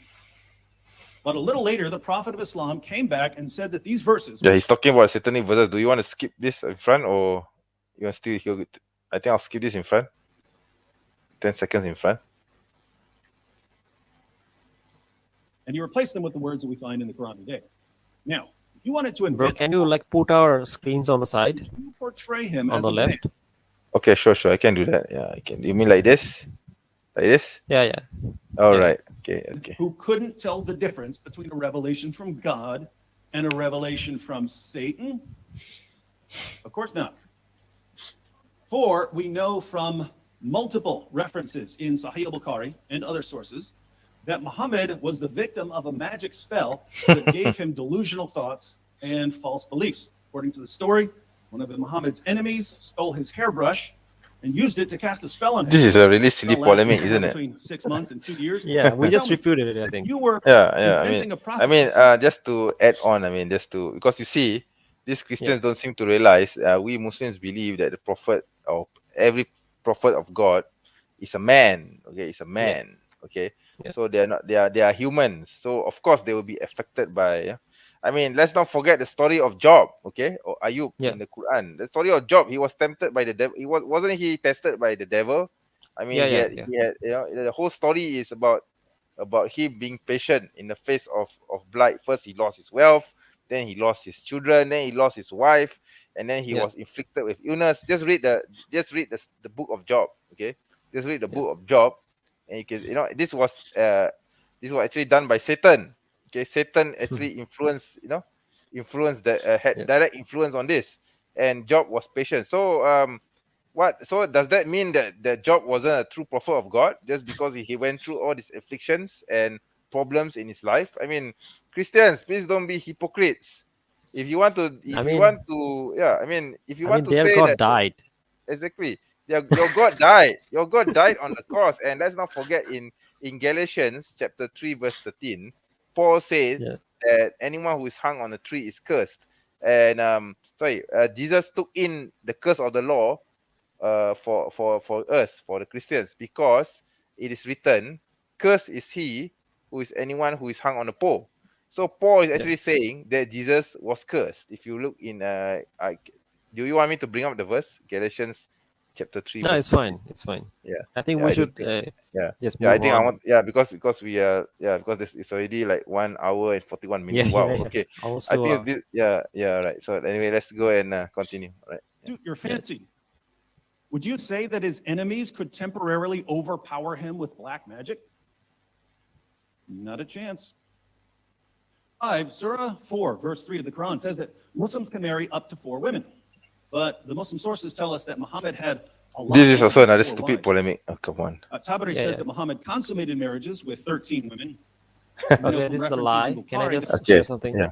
Yeah, go ahead. Yeah, go ahead. Yeah. Basically, it's like this: the revelation for the marriage of 4 women, or limiting Muslims to 4 women, only came after the Prophet had married more than 4 wives. Yeah, it came after. It didn't come Yeah, yeah. before. Yeah, that's the whole point. And the Prophet was not allowed to marry another wife again or divorce his current wives. That is the law Yeah. for the Prophet. Yeah. So for Muslim men who have married more than 4 wives, at the time before the law was revealed. So when this law revealed, Abu Bakr had more than four wives, if I'm not mistaken. He divorced all his Yeah, yeah. wives, and he was only left with 4. But the Prophet Yeah. was not allowed to divorce his Yeah, wives, okay, because they are the mother of the believers. Okay, they considered to be the mother of the believer because of the stature. So if the Prophet were to divorce his wives, it will bring shame to them. Okay, and the Prophet's wives are not allowed to remarry after after the death of the Prophet. Okay. Yeah, So yeah, this is a law exactly. specific for the Prophet Yeah, yeah, himself. exactly. Can I Yeah. share? So Can you share yeah. the screen? Okay. Let me share that just to Okay, so briefly this is explain. a article by Wakar Akbar Kima, who is a Yes. Hadith scholar. He Yep. basically collected all the marriages that is based on authentic narrations and all the Yes. the concubines that he had. And here you can clearly see he only had 11 wives, not 30. So that's a lie. Yes. And Exactly. now he did have like these are consummated marriages. Like if you look Yep. at the unconsummated marriages, even those are like no more than 11 or something. But those marriages were broke off. Like they didn't Yep. go through. Yep. Yes. And there are Yes. only 2 concubines, not 30. Yes. Exactly. So that's a lie. Yes. Of course. Of course. You know, these Christians, they always like to manipulate our sources. Yeah, yeah. Seems okay. I think I need to answer this. There's a comment from Brad again. Wait, I thought African American Elijah Muhammad was a messenger prophet for the last found nation of Islam. We don't believe in Elijah Muhammad. Okay, please, come on. You're talking about nation of Islam, right? It's considered to be out of the fold of Islam. They are not even part of Yeah, it's a Islam. cult. Okay? It's a cult. Yeah, it's a cult. We don't even acknowledge Elijah as a It's a prophet heretic or sect. anything. Yeah. Yeah, it's a heretical sect. I mean, it's similar to how Christians will look at Mormons or Jehovah Witnesses. Are you going, or even the Unification Church in Korea? Are you going to say that Joseph Smith was a prophet? You're not going to say that, right? So it's the Yeah. same thing. We're not going to say that Elijah Muhammad is a prophet. Okay. Yeah. Yeah. But So bro, can you like put our screens on the left? yeah, of course. Yeah. Yeah, sure. Okay. Let's continue. Let's continue. That Muhammad had at least 9 wives at one time. So why did Muhammad get more? Well, he received another revelation, Surah 33:50, which gave him and him only special moral privileges, namely lots of extra wives. Needless to say, if I were inventing a prophet, I wouldn't invent stories that show him violating his own revelations. 6, Muhammad once had an adopted son named Zayd, who was called Zayd bin Muhammad, Zayd son of Muhammad. One day, Muhammad This saw Zayd Zayd's and wife Zainab issue practically again. naked and began lusting after her. Oh my When God, such Zayd an old found out polemic. that his adopted father and I'm tired of prophet refuting this kind of was polemics. lusting after his wife. He divorced The- her so can you that pause, his like- adopted father / prophet could have her. Can you pause a little bit? Okay, so this he brings like Basically, this whole yeah. basically this is the Zaid and Zainab issue, which has been played by yeah. Orientalists for I want to decades, for comment on years. something previous Yeah. to that. Yeah. Like for example, Oh, he okay. mentions like this a point about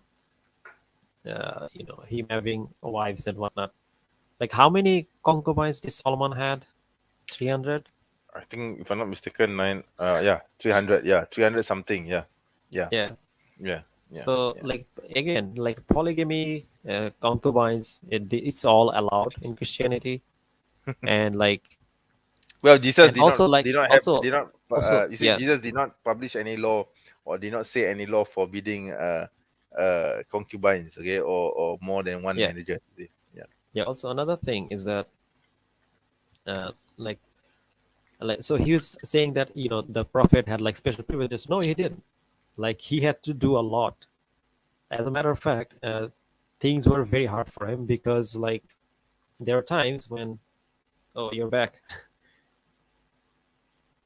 Yeah. So as you said, like he had the rulings, which is that he cannot divorce his wives, right? Exactly. Yes. Yeah, exactly. Yes, So how's that special privilege? Yeah, it's not a Yeah. self privilege if you're not unable to divorce your wife, okay? Yeah. It's not a Yeah. special privilege at all. Yeah. And plus there were many other laws which the prophet had to do, which we Muslims don't need to do. For example, Salatul Duha. Salatul Duha is the prayer between Fajr and Zuhur, right? The prophet had to do that. It's wajib, it's incumbent upon him. For us, it's only sunnah. It's only sunnah. Yeah. It's only sunnah, it's not necessary. But the prophet had to do this every day for the rest of his life. So how is that privilege? Yeah. How is Also, that like he had privilege? to lead armies. Like Muslims don't have to do that. Yeah, Like he had to fight in battles. yeah, there are certain things which the prophet had to do specific for the prophet alone, which we Muslims don't need to do. You see. Yeah. So again, what privilege is there? Okay, this is not something strange to Christianity idea. Or Judaism for that matter, because the prophets in the Bible also have this kind of thing. Like for example, Abraham had to sacrifice his son. Do Christians need to sacrifice their son? Okay, you see the thing. Yeah. And Moses had to face the Pharaoh and had to face the 7 plagues. Also, of another Egypt, thing, right? the prophet that too. couldn't leave behind any properties for like his children. Exactly. That's one of the laws. Yeah. Like there's we also can do another that.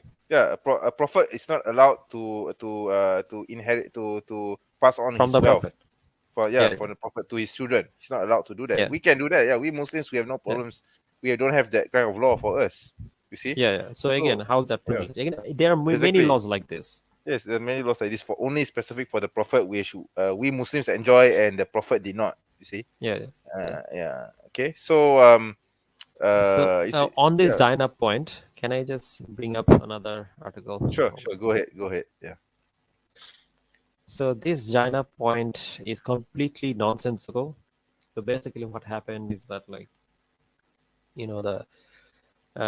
so basically, Nation of Islam aren't Muslim. No, they're not. So hold on, let me share the screen. Okay, can you see? Oh, what's this? Okay, so again, this is another article on ikra.org, and you can check it out yourself. So basically, what happened is that basically, can you put us on the side, like not the full screen? Yeah, thank you. So basically, what happened is that his son was gonna get a divorce, but he knew that this was gonna happen, but he hid it because he felt ashamed, and then Allah subhanahu wa ta'ala, he revealed a verse criticizing him, and later on, after the divorce, he got married to her, and that's it. But like what David Wood is referring to is all the weak hadith that apparently says that he was like lusting after her, which is absolutely false. And in this article, he basically quotes all this hadith and shows all the weakness in it, and says that Yeah. almost all of them is Yeah. weak, either weak or fabricated. Yeah, yeah. He even Basically, the goes, objection to the prophet's marriage to Zainab was that because Zaid was the adopted son of the prophet. Therefore, for some, I don't know. This is, I think, a Western mentality, or it could be the mentality of the Arabs at the time. Even the Arabs at the time were opposed to this marriage. So Yeah. the mentality was that an adopted son has the same privileges as that of a real son, of a biological son. So if you are marrying your adopted son's wife, it's as though you are marrying your biological son's wife. Yeah. So Another thing, yeah, another yeah. point is that why is he appealing to like the morality of the pagan Arabs?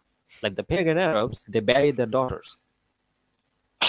Yes, Does he think exactly, that's a good thing? exactly. Yeah, of course. Yeah. Mhm. So yeah, like, and yeah, if you read the article, he goes through like all the narrators and shows that Mhm. all of them are weak. So Mhm. yeah, and I made a video on it, and you can also check that out as well. Yeah, I yeah. basically refuted Apos. Hold on, let me just share the link. Mhm. Mhm. Mhm. Of course, of course. Here is this one. Hey, Apostle Prof. I haven't made like Well, a. why do you look so sad? Muslims are always being very mean to Did you see this? Yeah, I I can made see like it. I a can see it. skit. It Oh, you so mean a yeah, you can skit? check it out. I Okay, have sure. all the resources here Of down course, of in the course, pin comment. of course. So yeah, So, it's so nonsense. the Apis also made a comment on this marriage. Yeah. He basically re-agitate the same arguments made by Oh David my Wood. God. Yeah, it's not new. All the Yeah, I mean, muttas do. That's like the they just repeat career. these mutas. That's why I don't deal Yeah, with the mutas, because for me yeah, they are irrelevant, because they only borrow arguments from the Christians, yeah, and they regurgitate it as their own. And actually, all their argument, all their polemics against Islam are actually from the Christians. Okay, the attacks on Islam are all the same arguments from the Christians. They don't come up yeah, with anything new. Okay, yeah. you see, Yeah, yeah, in the exactly. end, yeah, At that's least right. what I can say is that from a liberal perspective, or if they adopt like liberalism, at least that makes sense. But for Christians, making this type of arguments doesn't make any sense. Exactly, exactly. So because you say the Christians, they don't even follow their own Bible. You see, that's the problem. Yeah. Yeah, So that's actually the main contention. So you want me to continue playing? So shall we continue with this video? yeah. Continue. Let's go. Okay, right. Then Muhammad married the divorced wife of his own adopted son after causing the Yeah, divorce we by just dealt lusting with after this. her. So okay, yeah, Yeah. Allah I himself mean, had a Lot had difficult sex with time his own daughters. justifying this yeah, marriage, so we can only yeah, wonder why exactly. someone would invent the story. 7. According to Muslim sources, Muhammad had a pretty disturbing problem. He was frequently covered in semen. Oh, this His child nasty, bride this Aisha reports nasty, in numerous hadiths this that she would try to scrape nasty it off or wash guy. it off before he headed to the mosque. Hmm. But even after she thought she had gotten it all off, she would suddenly see more. I'm sorry, but don't your wife do your laundry for you? I mean, this is basically what the hadith is about. Your wife doesn't do the laundry for you, and he doesn't Yeah. scrub off your semen on it. I mean, you don't have sex with your wife. Let's not forget you have 3 children, 2 of them being Yeah.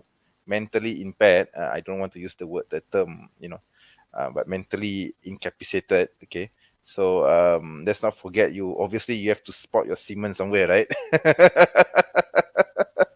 Let's be honest here, right? So I'm pretty sure the laundry has to be done. So what's wrong with that? And this is basically, that's the hadith is about. That's what the hadith is about. It's about Yeah. cleanliness. Yeah. It basically talks about like Yeah. wet dreams, like which is very Yeah. normal.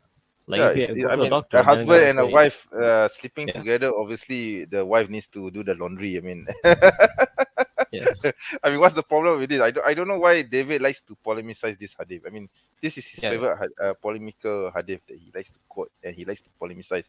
So, what's wrong with the wife cleaning up the laundry of her husband? Please tell us that. Okay, please tell us that. It doesn't necessarily have to be semen. It can be tomato sauce. It can be coffee. Can be anything. yeah, So it just yeah, happens that in the hadith it's about semen. Okay, so but it's about laundry. Basically, the hadith is about laundry, cleaning up your laundry. I don't know why. What is so what is so polemical with it? I mean, let's not forget Aisha is the wife of the Prophet.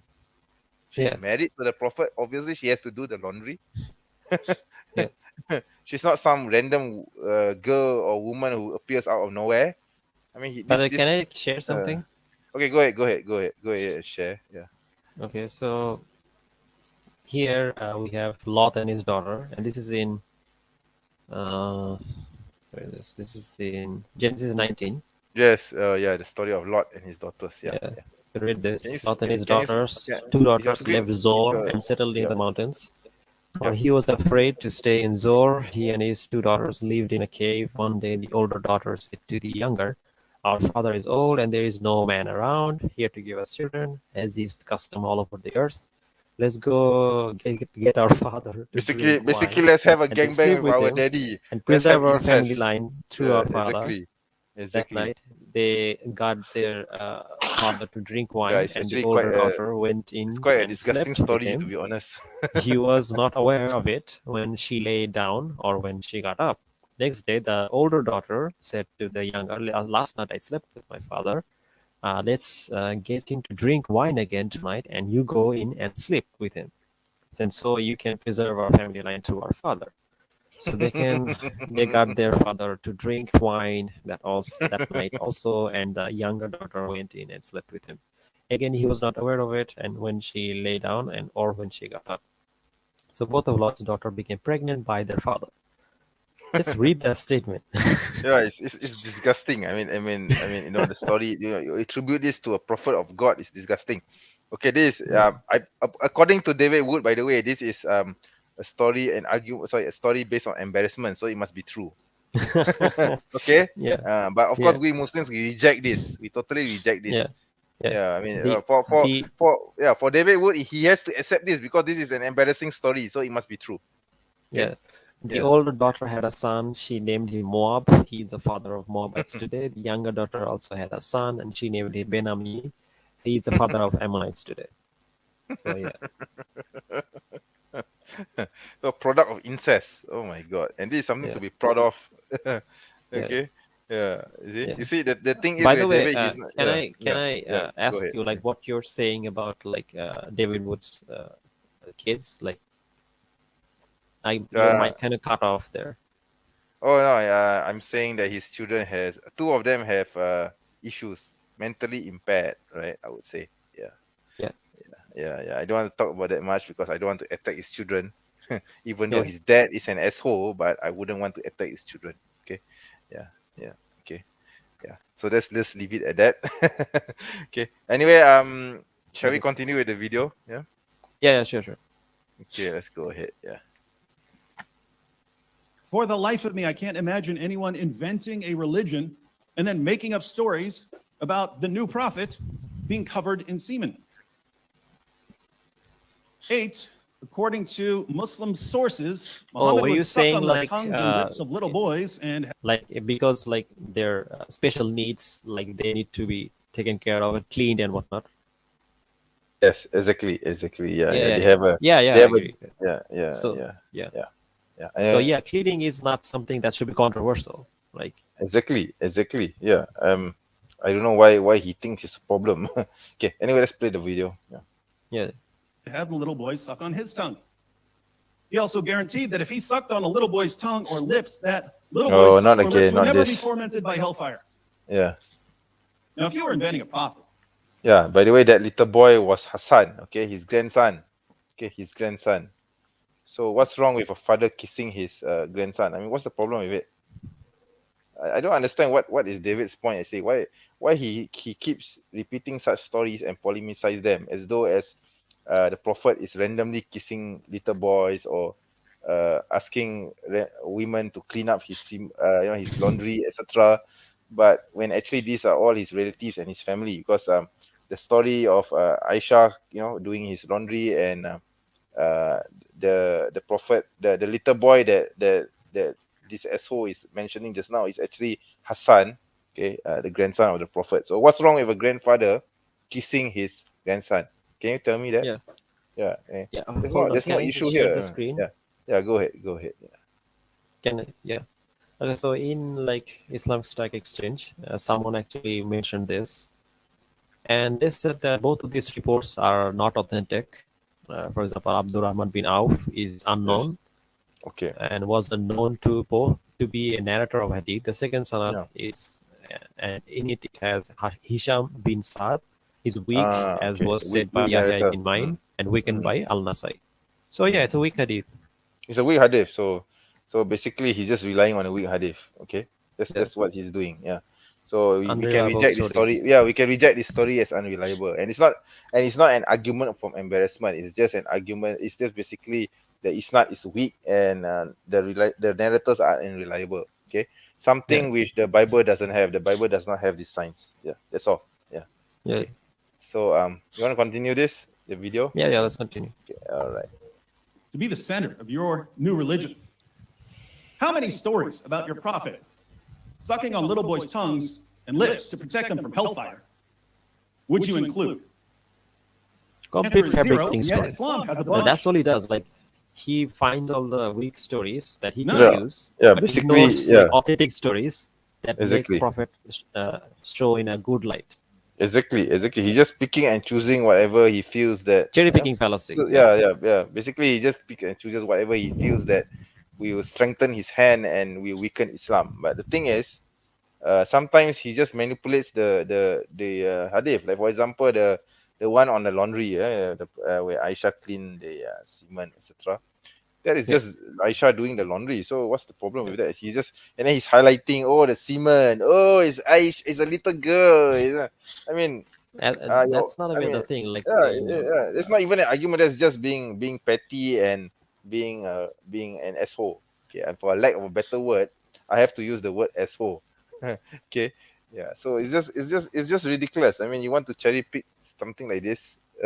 yeah. Okay, so this is consistent throughout his methodology. You look at his videos on his Yeah, and channel. wet dreaming is normal. Like it Yeah, happens. Like it's not yeah, something controversial. yeah. Exactly. By the way, another thing I wanted to share actually, which is Yes. that Go ahead. regarding the hadith Yeah. about sucking tongue or whatnot. So there is a one narration which basically says that the basically Hassan and Hussein or one of them was crying because they didn't have water. So he was very thirsty. The baby was thirsty. So back then, Arabs had a tradition which that if they didn't have water, they used to give water to the baby by using their tongues, right? And that's basically what the Prophet did. And so let me share the screen. And so basically, Go ahead. Go in, ahead. in one article, Okay. someone mentioned this. Let me share the screen.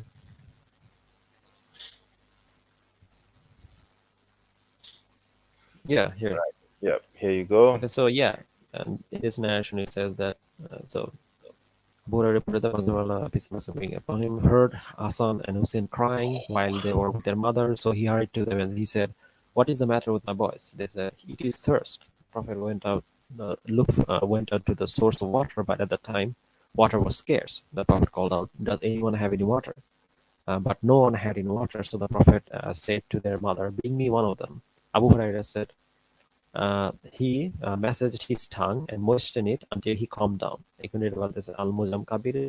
It is gathered as Hassan, and this is a different narration. So yeah, so that's basically what happened. Like, and even if we were to like accept this story, and now if this was anyone other than the Prophet, they'll be saying, "Oh, how kind this person is, how generous this person is." Because it's a prophet, they're gonna say, look at this evil person. He was trying to suck on little boy's tongue and whatnot. Like, absolutely disgusting. These people are. Yeah. I mean, this is just this is just plain petty and callous. Okay. Yeah. Yeah. Very Like imagine very what low the down. prophet did, right? Yeah. He did a good thing. Like he was trying to calm down the baby, and Yeah. they tried to make it seem like some kind of evil thing. Yeah. Exactly. So it's just basically pure ignorance and sheer hatred of the Prophet. Yeah. Sallallahu alaihi wasallam. Okay. I want to share something. Okay. This is basically in Acts. If I'm not mistaken. Wait. Let me see. Paul. Something to do with Paul. Okay. Paul. and that's why. Give me a moment. Let me see. Okay, X16. Okay, hang on. Give me a moment. I'm pulling out the verse 16. Okay, so yep, this is the one. By the way, Okay, bro, can we do this in like two parts? I feel like we two won't be able to parts. get through the whole thing. Okay, sure. Let's do it in two parts then. Okay, so we just Okay, let's deal with deal with David Wood in this episode, and inshallah yes, next right. time we'll deal Of with course, Jay Smith of tomorrow. course, of course. Yeah, sure, no problem. Yeah, no problem. I was Okay. thinking the same anyway. So okay. So in X16, okay, okay, I'm gonna pull up this. Right. So can you see this my screen? Yeah. Okay, so there's this person called Timothy, okay? Paul came to Derbe and then to Lystra, where a disciple named Timothy lived, whose mother was Jewish and believer, and whose father was a Greek. The believers at Lystra and Iconium spoke well of him. Paul wanted to take him along on his journey. So he circumcised him because of the Jews who lived in that area, for they all knew that his father was a Greek. Okay, so now this is the part where we can be petty like David Wood. Okay. Okay. So yeah. So a person who uh circumcises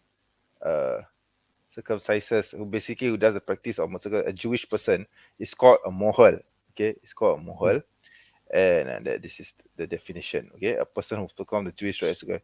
And in order to perform the mohel, to perform the circumcision in the Jewish method, okay, basically you need to put the guy's ahem in your mouth and suck the blood after you have cut off the foreskin. Mm. This is the method. Yes, this is the method. Okay, this is the method. Okay, yes, they have to put there. Okay, I can show it to you here. Yeah. Okay, there. This the there. You see this under Jewish law. A moher must draw blood from the circumcision wound. Okay, most mohel do it by hand with a suction device, but some follow the traditional practice of. So basically, Paul, Paul in Acts 16, he was a moher, right, for Timothy, right? He was a moher for Timothy, right? So okay, let me stop sharing this. So let's not forget in Acts 16, Paul did a circumcision, okay, on Timothy. Okay, Paul did circumcision on Timothy. So he was acting as a mohel for Timothy. So what do you think Paul did to Timothy's thingy after cutting off his foreskin? He must have put it inside his mouth. He must have sucked the thingy dry, the blood, and put it in his mouth. So I think that means Paul was a false prophet because Paul was a false apostle because Paul Yeah. put the thingy into his mouth and suck all the blood out, like what a mohel is supposed to do. Okay, you Yeah. see, I can be petty like David Wood as well. I mean, if we were dirty, we were a dirty-minded person, Yeah. thinking like David Wood, then I would say that Paul was a false apostle also because he put something in his mouth. Okay, By the way, which verse is this? Can I see? this is in Acts. This is in Acts, verse chapter 16. Okay, Acts chapter 16, verse number 3. Chapter 16, 16. Yeah, you can check it out. Yeah. Yes. So yeah, okay.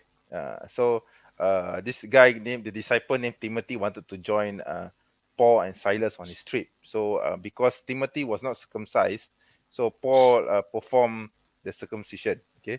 So in order to put, but like I showed earlier in the Wikipedia article, a mohel or someone who is a circumciser, in order to clear the blood after the circumcision, the traditional way of doing it is to put it inside their mouth. Okay, yeah. So if you want to be dirty-minded like David Wood, what do you think that would suggest? Okay, about Paul of Tarsus. We're not talking about any other Paul, but Paul of Tarsus. Okay, okay. So we can be petty like David Wood also, right? But I wouldn't use this as an argument against. To be honest, I wouldn't use this as an argument against Paul. But just think about Yeah. it, right? Yeah, just think about it, right? Okay. Yeah. Anyway, let's go back to the video. Okay. Yeah, it's a very long Yeah. video. I think we can only cover David's points today. All right. Okay. Yeah. Muhammad made prophecies that were already falsified by the time he was supposedly being invented by conspirators. In Sahih al-Bukhari, Muhammad prophesied that one of the signs of the end times would be that the buttocks of the women who worship the idol Dul Khalasa would shake while walking around the shrine. But the idol and the shrine were soon destroyed by Muslims, so the prophecy can no longer be fulfilled. You see, this David, he's putting his this hadith has not been fulfilled yet, right? If I'm not mistaken. Actually, Yeah. this is can I share screen? Go ahead and share the screen. Yeah. If I'm not mistaken, this hadith has not been fulfilled. It's not that it's a false prophecy. It's an unfulfilled prophecy. Yeah, it's just waiting to happen. Yeah. This is meant to happen during the end times. Yeah.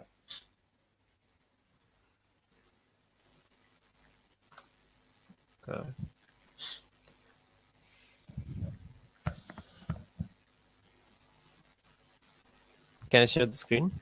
Yeah, go ahead. Okay, let me yeah. Can you see the screen now? Okay, so this is in our Islam. So Brother Halabi, do you know Brother Halabi? No, I don't know him. He has a YouTube channel. He's very prominent on Twitter. Oh, okay. So he actually wrote this, and I think, yeah. So he said, Bismillah, in Sahih Bukhari, the Muslim, the Prophet ﷺ says a specific idol called Diyal Khalasa will be worshipped again in the near the end times. Diyal Khalasa, mainly worshipped by the tribe of Daus and the tribe of surrounding it. It was called the Yemeni Kaaba. So you can actually see the picture. Can you see it? Can you see the picture? It's not appearing yet. Hold on. Okay. All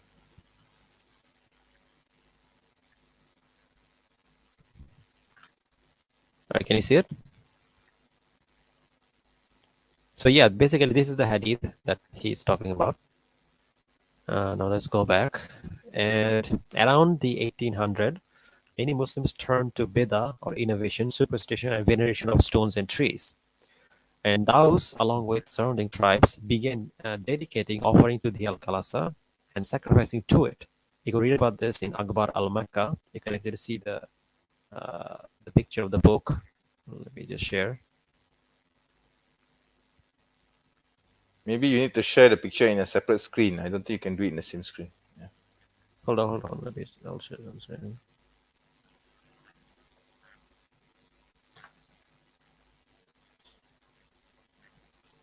All right, can you see?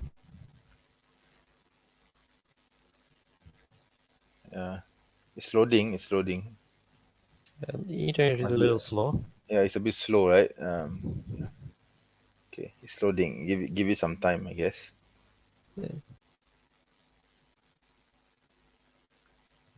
So it's an Arabic book. It basically talks about this historical event.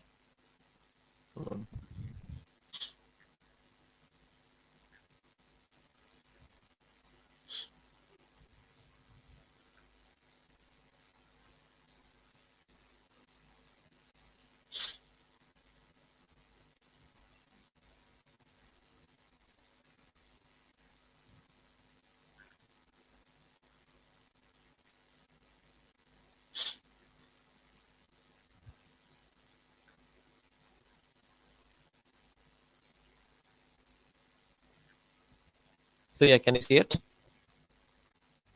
Yep, it's displaying now. Yeah. It's the book. This is the book where it is mentioned, this event. So when King Abdul Aziz took control of the Hijaz area, he sent military campaigns to subdue tribes and bring them under his control. A campaign was sent to the mountain of Daus in 1925.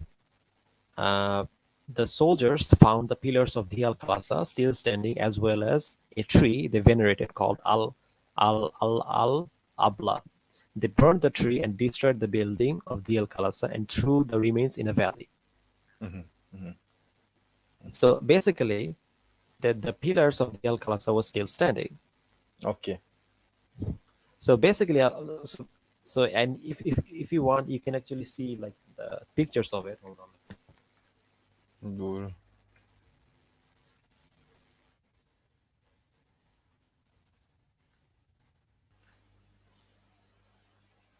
This is where it's mentioned in the book.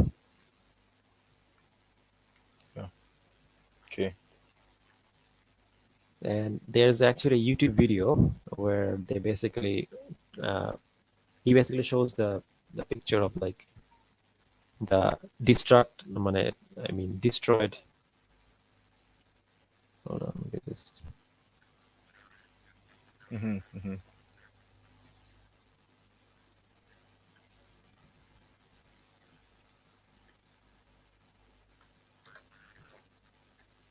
حديثنا اليوم عن الخلاص. Can you see? Yep. So basically, this guy, he goes to the site where the El Khalasa was destroyed, and this happened in like 1985 or something, or 1895. Hold on, let me find the video. Okay, here. Okay. Okay. هذه الكعبة اليمنية ذو الخلص. عرق الطاغوت هذا. اي والله So basically, this is where they were like worshipping, like, Mm-hmm. the El Khalasa. Okay. في صور كلاب وخيل. خلينا نشوفها ان شاء الله نحصلها. بس واضح انه مهدود صح؟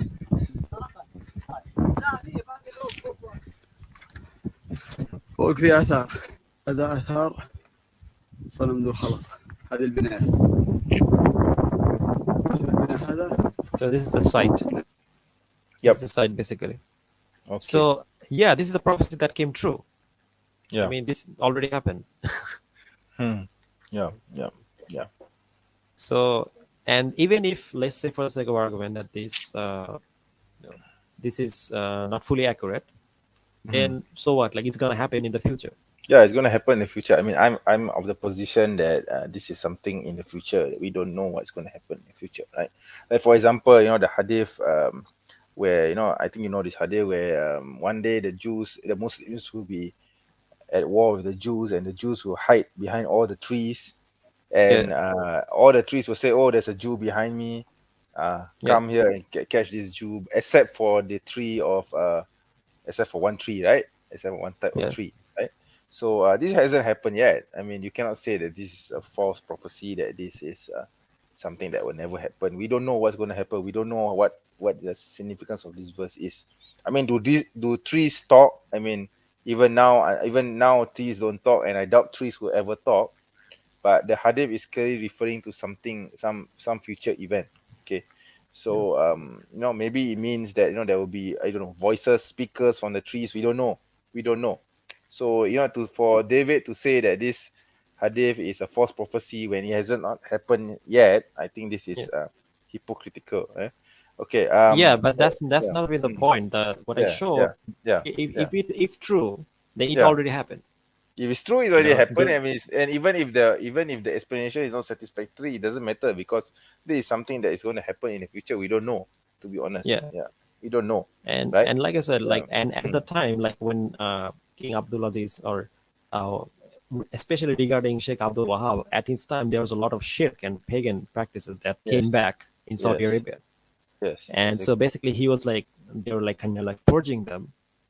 And this is one of the things that they recorded, which is that they were actually worshipping the Al Khalasa, and it was the same tribe, by the way. Yes. So yeah, one can argue that this already happened, and even if it didn't, it's gonna happen in the future. So so no big deal. I mean, it's totally moot, and I don't think this is relevant, right? Okay. In fact, I can't find the verse now. There's this prophecy from Paul of Tarsus. He said the hour will not pass until this generation. The hour will not pass. He's saying that the end of times will not happen until this generation will witness it. Okay, something like that, something along the line. I don't remember. I don't recall the verse, unfortunately. If I find it, then maybe I will discuss it in our second part, inshallah. But basically, this verse is also it did not happen because all the generation passed, and the hour still has not come. Okay, because Paul is saying that the hour will not come until this generation has witnessed it. But the thing is, Paul's generation has already gone. past and gone, and the hour has still not happened. So this isn't this a false prophecy if we use Paul if we use David's standard? Yeah. So it's Yeah. quite hypocritical for David to say, "Oh, this Gus Galasa verse is hadith is false," when his own Bible has a false prophecy from Paul, and it has not Yeah. come to pass. Yeah. Yeah. So yeah. So anyway, want to continue this, the video? I mean. Yeah. Let's continue. Let's continue. All right. Yeah. Let's wrap it up. Huh? Muhammad once pointed to a boy and said that before the boy became an old Oh man, my the God. judgment would come. Oh dear. That boy has been dead a long time, so the prophecy failed. Now, if Muhammad... You want to deal with this? You want to deal with this boy thing? I'm not really familiar Yeah. with this. Yeah, hold on. Hold on. Let me Okay. I'm not familiar with this argument, but this is also a stupid argument if you ask me. Yeah, I see you like ex-Muslims and like Christians use this.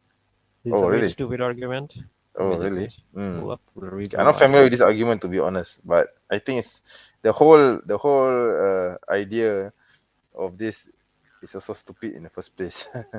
Yeah. Okay, so this is the hadith they're talking about, right? Now there are different narrations, and one of the narrations says that so people asked the Prophet about the last hour, and he said that the last hour will not come until this boy, he points to a boy, grows old or something like that. Now there are Okay. different narrations to this. Now this is in Sahih Muslim, so this is probably the most authentic, and this is what it says: Okay. Book of Revelations, the approach of the last hour.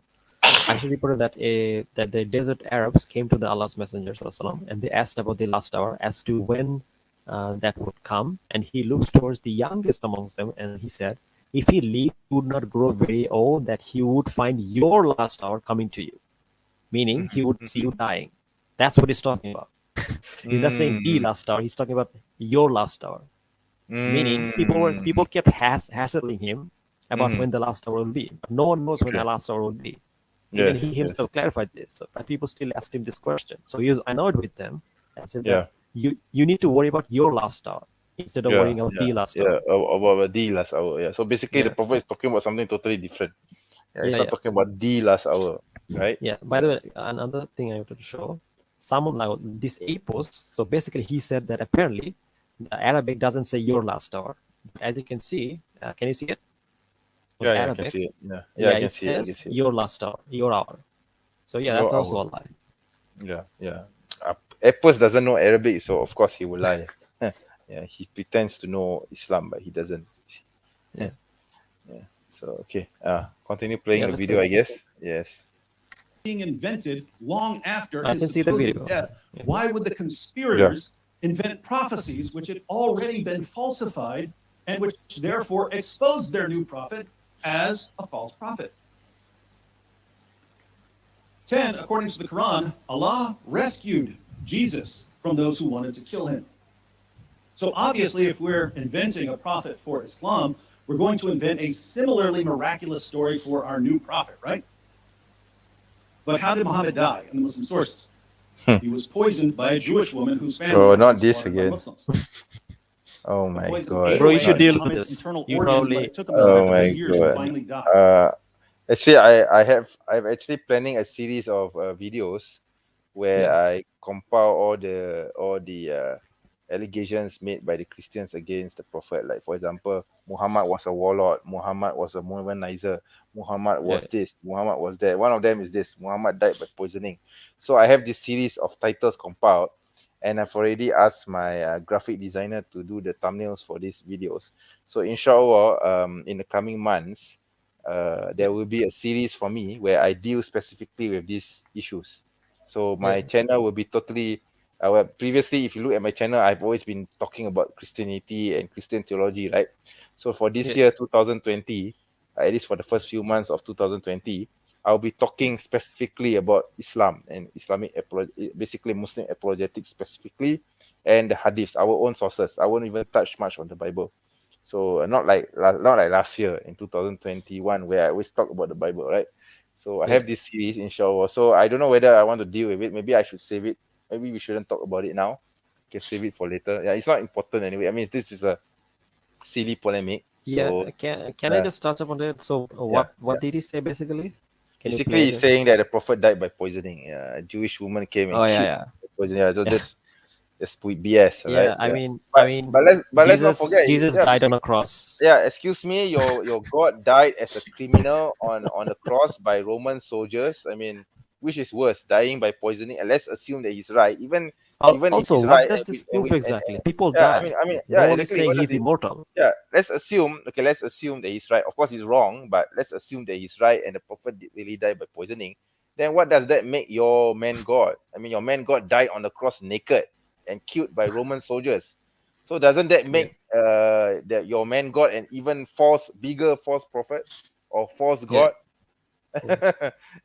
I mean, your God dying on the cross, bloodied and humiliated, for me, that is not God.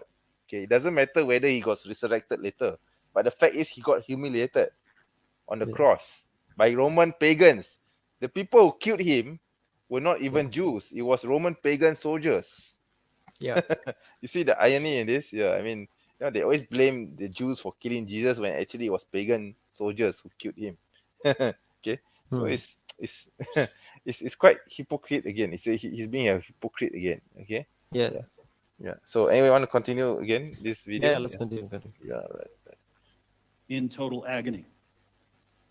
If Middle Eastern rulers were fabricating their new prophet, why would they make up a story about their prophet being outwitted by a Jewish woman and then dying like a sick dog? Why do we have an endless array of stories in Islam's most trusted sources that make Muhammad sound stupid and insane and evil and possessed? If you were inventing a religion, would you make a sense? I just want to read this comment from this brother. Jesus was died on the cross due to the curse of God. Deuteronomy chapter 21, verse 22 to 23. Galatians chapter 3, verse 13. Yes. Yeah. It's true. Central figure of your new religion sounds stupid and insane and evil and possessed. There's only one way these stories could have gained momentum in the early Muslim community. They were true. If they were true, then Muhammad existed. Second, if conspirators were Stop here. fabricating a new prophet No, for the new okay. religion Okay. long after Muhammad supposedly died, they could have invented any number of stories about his rise to power and conquest of Arabia. They could have said that Muhammad appeared Pause, in Mecca. pause, with No, racism. no, we are not like the Christians who like to invent things. We are not Christians. Yeah, we wouldn't Okay. invent a story about our prophet. Yeah. Can I share something? Yeah, go ahead. Yeah. Sure. Yeah, because David is saying that Muslims will invent stories about the prophet. No, we don't. Yeah. We won't, Okay, and we so never will. David Yeah. Wood here is committing the logical fallacy known as the fallacy of inconsistency. So in terms of Yes. fallacious arguments, two or more propositions are asserted that cannot both possibly be true. In a more general Yes. sense, holding two or more view belief that cannot all be true together. Quotes from Yes. Yogibara, even if apocryphal, are a great example of fallacy, especially inconsistency. So Yes. basically, he's committing the fallacy of inconsistency. How? I mean, he's saying the hadiths are reliable, right? Yes. Okay, Yes. then let's go to hadith. Let's see what it says. Yeah. That the Meccan people, again, this is in Bukhari, the Meccan people requested Allah's Messenger to show them a miracle, and he showed them the splitting of the moon. So, David, Exactly. will you accept this? He wouldn't. He will never will. He never will. That's the thing. Because it goes against his own beliefs. If he accepted this, then he will have to be a Muslim.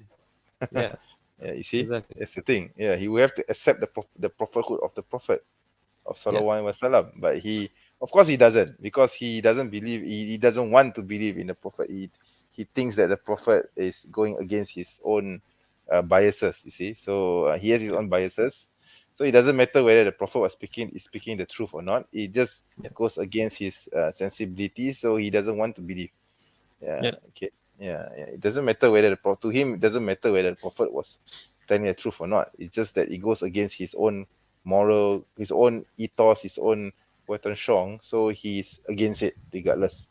Die must go against it. I mean, this is in a Yeah. local, my local English speak. You say die, you won't believe. Okay. Okay. Right. Okay. So I want to play this video. Yeah. Yeah. Let's continue. Signs and wonders and angels and convinced the population that he's a prophet, and then went from town to town and everyone converting. They could have said whatever they wanted. But when we piece together the earliest and most reliable information about Muhammad, we find a man who couldn't perform miracles, a man who was ridiculed for plagiarizing his revelations, a man who was viewed by the vast majority of people as a you moron pause? or a madman. Can you pause? How would a man like that rise to Okay, so can I share something? Oh, do you want to read the comment? Bro, are you there? Bro, are you there? Yeah. Sorry. I muted myself and I didn't realize I was muted. I was speaking to Okay, myself. okay. Yeah, I was Okay. reading Do you want to the read the comment? yeah, sure. This brother said, David said Muhammad was possessed by Satan. He didn't know his man God was tempted by Satan. Luke chapter 4, verse 2. I Yeah, think yeah, we we read this talked verse. about this. We read this verse just now. I mean, but Yeah. it was from By the way, Matthew. But can I share something? yeah, go ahead. Yeah, go ahead. Okay, so he basically talked about, the prophet didn't have any miracles. If they wanted to invent things, they could have said, angels were helping them. Angels were helping them. Yes, So that's the thing. in the It just Battle of were Badr, helping. Yeah. yeah, in the Battle of Badr, there's a hadith that's quoted by Ibn Kathir, and can you see the screen? Yes. Yeah, okay. So, yeah, it says, Al-Rabi bin Anas said, in the aftermath of Badr, the people used to recognize whomever the angel killed from those whom they killed by the wounds over their necks, fingers, and toes, because those parts had a mark as if they were branded by fire. So, basically, at the time after the Battle of Badr, they used to recognize dead bodies and which one were killed by people and which one were actually killed by angels, because they could see the marks and it looked like burn marks, right? So, Yeah. and there are many narrations that proves that angels were with them. Like, for example, even from non-Muslims, like pagans, they saw that like the army was much bigger than it's supposed to be. And there were other incidents, and Ibn Kathir talks about this in Al-Bida wal Nihaya, which is that people saw like literally, and this is narrative from authentic hadith, by the way. People literally saw like, for example, one man saw like a horse coming out behind them, and he saw the whip and saw the man's like head completely explode. Obviously, these are not natural things that are happening. So basically, angels help them. So yeah, Exactly. Yes. I want to share something here. Can you hear me? Hello. yeah. Okay. Yeah. So I want to share something here. This is from, of course, this way after the passing of the prophet. Just as a as a caveat. Yeah, sure. Okay, so okay, this was when the Rashidun Caliphate was against basically the during the time of Umar against the Persians, okay, against the Rashidun Caliphate army, okay, against the Persian army, okay, Sassanids, right? So you look at this table, okay, under Khalid ibn Walid, okay, the strength of the army was 15,000. And the strength of the Sassanid Empire was 25,000 to 30,000, 10 times more. And the victory was to the Rashidun Caliphate. I mean, does it make any sense for an army of 15,000 to Yeah. easily defeat an army of up to 30,000? Yeah, exactly. Yeah, it doesn't make any sense, right? I mean, this is, Yeah. if you look at the battles of the early conquest, the early Muslim conquest, okay, Yeah. when the Arabs poured out the Muslim caliphate, the first caliphate poured out from Arabia to conquer Syria and Persia, everywhere else. Yeah. Most of the And battles one of ended, the strange things, which most even of the the battles end up historians, this way. Yeah, most of the Yeah. battles end up this way. Yeah, and it's a very strange thing. Yeah.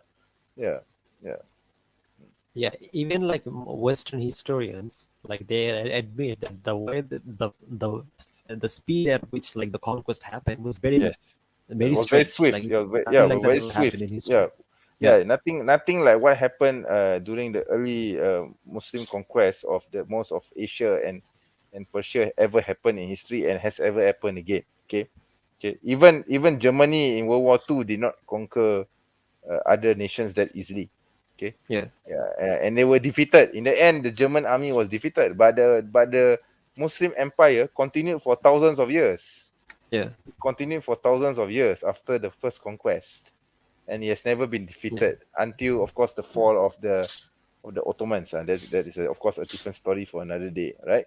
Yeah. So, to me, this is actually evidence that, you know, Islam is true, because if Islam were a false religion, why Yeah. would God give victory to a false religion? Yeah. Okay. Yeah, you see, the Christians need to think about this. Why you say that Islam is a false religion? You say that Islam doesn't have the truth. Then why is it during the early Muslim conquest, Muslims easily overpowered other nations which were 10 times, 20 times much more stronger than them? Okay, they defeated the Byzantines, they defeated the Sassanids, the Persians. Okay, okay, let's not forget, during even the Ottoman, even the Crusades. Okay, even the first Crusades, when you first took over Jerusalem, and then in the third crusade you lost again to the you lost to the Muslims, you lost to Salah ad-Din. Yeah, and we Yeah. have never reconquered Jerusalem since. The Christians have never reconquered Jerusalem since. So why would, you know, why would the Christian God, okay, if the Christians believe that they worship a different God than the Muslims, then we should ask them, why did the Christian God allow for Muslim victories over and over Yeah. and over and over again? Yeah. With Actually, yeah, yeah, Ibn al-Qayyum, he yes, actually made this same argument with a debate yes, with a rabbi, yeah, yes, and he yes, basically said, "How do you explain this?" yes, You know. yeah. They have no answer. I can tell you, they have no answer to this. Yeah, Yeah. yeah. For me, it's very simple. It's because Islam is divinely ordained. God will Yeah. give victory. God will give victory to those who are on God's path. And the Yeah. reason, of course, the Christians will say, "Oh, you Muslims right now, you By the way, Muslim can I nations." respond to this comment by Brian Bradley? Okay, sure. Yeah, you can comment, but then I'll continue. Okay, so Brian Bradley says war isn't decided by God. Okay, so first of all, that's a straw man. That's not what I'm saying.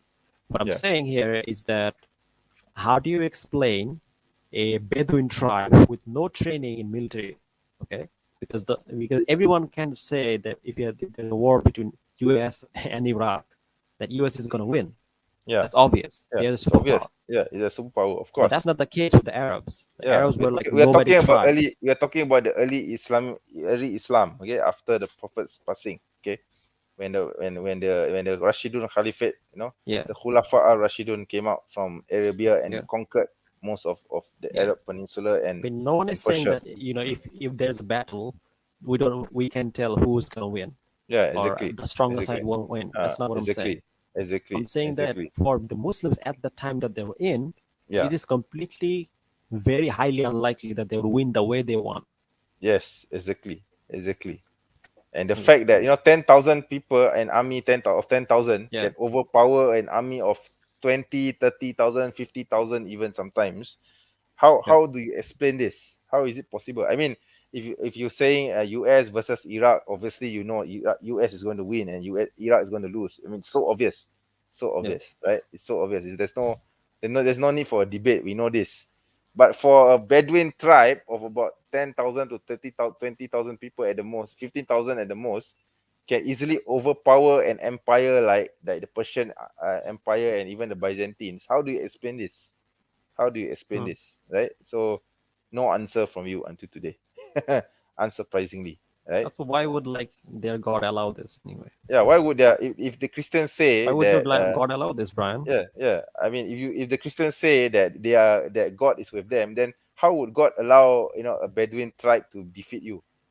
Yeah, and what would the point of that anyway? Yeah, exactly. What would be the point of it? What is the lesson to be learned from this? Because obviously you haven't learned your lesson. Okay. Yeah. So yeah. Okay. So yeah. Yeah, I think we should continue. Anyway, what I was saying just now, just to continue, okay, because I was going to say something about the Muslim nations, the state of the Muslim nations today. The Yeah, reason why we are now in this state right now, I admit that we Muslims, the Muslim nations are now right now are in a very weak state. The reason is mm, simple. It's because of colonialism. It's because of the leaders who are corrupt. It's because of many other factors which have, and we are not basically the governments in the Muslim world are not following mm, God's path. So when the governments in the Muslim world are not following God's way, God's path, of course God will take away the victory from us. It's that simple. So the yeah, reason why Muslims are losing now is because we don't follow God. At least the governments don't follow God. yeah, That's the only reason. because the early Muslims followed God to the letter. That is why they achieved victory. The Muslims today, we are losing because we don't follow God. It's that simple. Yeah. The governments. I'm talking about the governments. Okay. Yeah. Right. Okay. So that is the answer. It's that simple. So please don't compare the Muslims, the early Muslims after the time of the Prophet, basically the Sahaba and the Tabi'un, to the Muslims today, because we Muslims today are nothing like those in the early days of Islam. Okay, nothing at all, not even close. I don't even dare to call myself being close to that level. I would never say that. I don't think I'm that level. Okay, to be honest. Yeah. Okay. Anyway, shall we continue? You want to play a video Yeah, again? let's continue. All right. I think it's towards the end To already. power and conquer Arabia. Easy. Deception, manipulation, bribery, and violence. That's exactly how Muhammad rises to power and conquers Arabia, according to the earliest strata of Islamic history, before the story started being massively embellished.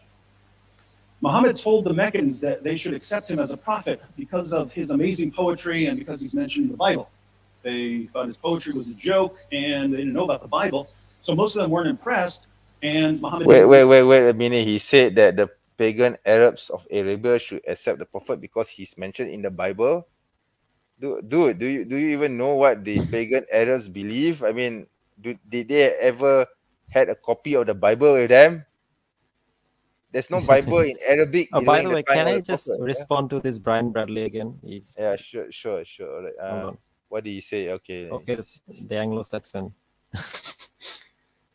Like, okay, so he's saying that, okay, the Anglo-Saxon, the people who became British Americans, was nothing 1,000 years ago and conquered the world within 700 years.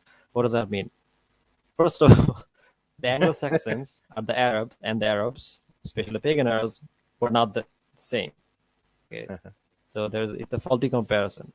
Like, if you read about the Arabs and the state that they were in, it makes absolutely no sense that they would win the way they won, and that's the point.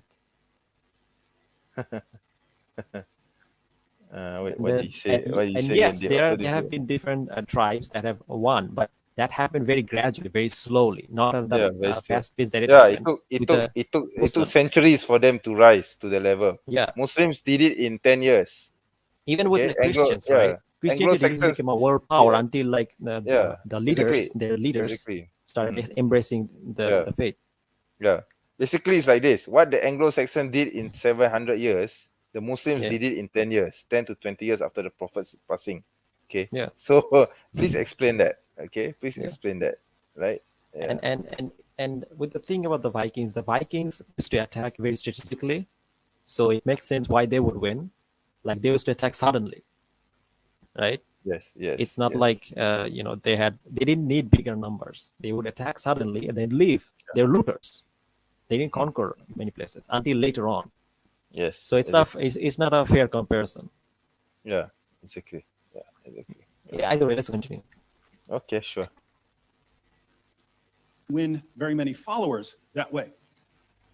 And Muhammad went to Medina. In Medina, Muhammad's message became, if you join my religion and fight for me, we'll go out, we'll kill the men, we'll take their stuff, we'll take their wives and their daughters as our sex slaves. And if we you should give him the benefit die of the while doubt. fighting Maybe for he's me, just curious. Allah will take you to paradise and give you an eternity of deflowering virgins. And that's when men started converting in droves. Once Muhammad became the most powerful force in Arabia, the pagans had to convert or die. Jews and Christians had to convert or become dhimmis or die. And anyone who left Islam or made fun of Muhammad had to be executed. This is the This guy, he's confusing. It's anachronistic. The term dhimmi came later, way after the Prophet. The concept of dhimmi and harbi kufar, the concept of dar al-Islam, dar al-Harb, all these concepts came later, far after the Prophet Sallallahu Alaihi Wasallam. Because during the time of the Prophet, there was no such thing as dhimmi or harbi or whatever. You see, because at the time it was only a small town of Medina and Mecca who were Muslim. Okay, it's not even an empire yet. So only when Islam became an empire, then when the Muslim Arabs started to have the burden of governance, this is when the theories of political science came about. So that is where the terms like Dar al-Islam, Dar al-Harb, Kafir, Cafe Zimmi or Cafe Harbi. All these terms came about later, much later. So it's an anachronism. See, so David's confusing his history. Please, David, please learn some Islamic history, dude. Yeah. Okay, so let's continue. Yeah. Okay, do you want to continue? Yeah. Yeah, one point that I feel like, so basically, what did he say? No, he said after the prophet became powerful, so that is where he had to kill all the pagans and blah blah blah, and then the Cafe Zimmi and the Christians and Jews become Zimmi, etc. Yeah. Yeah, so basically he's saying like, when at the two periods, right, like the whole myth, Orientalist myth, like when he first was in Mecca, he was peaceful, and later on he started fighting. Well, why did he start fighting? Did he just all of a sudden was bored and decided, you know what, let me just conquer this place, I'm bored? Is that what happened? No. What happened was that he was tortured, he was persecuted, his followers were persecuted. Yes, exactly. And like, for example, I can list like countless examples. Like, for example, there's one incident of like one of the earliest converts to Islam. For example, Ammar bin Yasser. Yeah, you're talking about Sumaya. Yeah, the Sumaya family. Yeah, they were tortured. Only Ammar bin Yasser survived. The rest who died. I mean, his mother and his father died under torture. Yeah, they were tortured on publicly in front of the child. Yeah, exactly. And Ammar was only saved because he had to pretend to renounce Islam. Yeah. That was the only reason he managed to survive. Otherwise, he would die like his parents. Okay, so so in early Islam, this is in the Sirah. I mean, come on, David. You say that you study Islam and you have a lot of the Sirah. You should try reading the early part of the Meccan period. Okay, I mean, you just simply ignore the Meccan period and you just zoom into the Medinan period. You don't. I mean, you should look at the persecution. Okay. So the persecution that the Muslims faced during the Meccan period is similar to what Jesus and his followers faced during his ministry on earth. Okay, the first period. They're basically that's what just to recall what Brother Muhammad Hijab said in his interview, or is in his dialogue with Jordan Peterson, right? And he said that if you compare the Meccan period of the prophet to Jesus's ministry during his time on earth, is very similar, and you compare the Medinan period of the Prophet Muhammad with that of the second coming of Jesus as described in Revelations, it's very similar as well. Okay, because Jesus was supposed to come becoming he's supposed to be vengeful, he's supposed to be like a warrior king. I mean, in the second coming, according to Revelations, he's supposed to conquer his enemies and destroy his enemies, etc. Exactly as how the Prophet Muhammad Sallallahu Alaihi Wasallam did during the Medinan period. So you got to compare. It's not a fair comparison to compare the Medinan period with the early period of Jesus. Basically, the period when Jesus came to preach during his time in Palestine. Okay. So it's not a fair comparison at all. You should compare apples and apples, oranges and oranges. Okay. So the most fair comparison is to compare the Medinan period with that of the Revelations period, basically when Jesus comes during his second coming. Okay. Yeah, that would be very fair. And Jordan Peterson actually admits that this is actually quite logical and acceptable to him. See? So what's the issue? It's only people like David Wu who cannot accept this. Yeah, see? Okay, bro, let's continue. All right. Okay. Wrap this up. Sure. Yeah. I think Only way an illiterate 7th century Arabian caravan robber with Muhammad's mental and moral and spiritual problems Moses was a could caravan have been robber. accepted as yeah, God's so last according and to him, greatest Moses prophet. was a caravan robber according to Numbers 31. Okay. It's exactly what we find in the Muslim sources. But again, if later rulers were simply inventing the story of Muhammad as the foundation of their new religion, they could have said anything. There was no need at all for a fabricated Muhammad to rely on deception, manipulation, bribery, or violence to convince people to believe in him. Sorry, had to stop this because a brother commented. The brother said, bro, if you expose his entire lies, he will come back with these lies. His main intention is lying and deception. Sheikh Uthman bin Farouk defeated him and refuted all his... Yes, Aki, yes, we know this. But yeah, we need to show David, the psychopath, that we are capable of answering him. That's the whole point. It's not whether he will stop lying. By the He way, will never can stop I lying. respond to one comment Yeah, sure. Go ahead. from Go Brian ahead. Bradley? Which one? Well, in the 60s, it says. He still tried to bring this point. Oh, okay, this one. Okay, right. Okay. So he basically is saying, well, in the 60s, America went from horses, rockets, landing on the years. And how did they do that?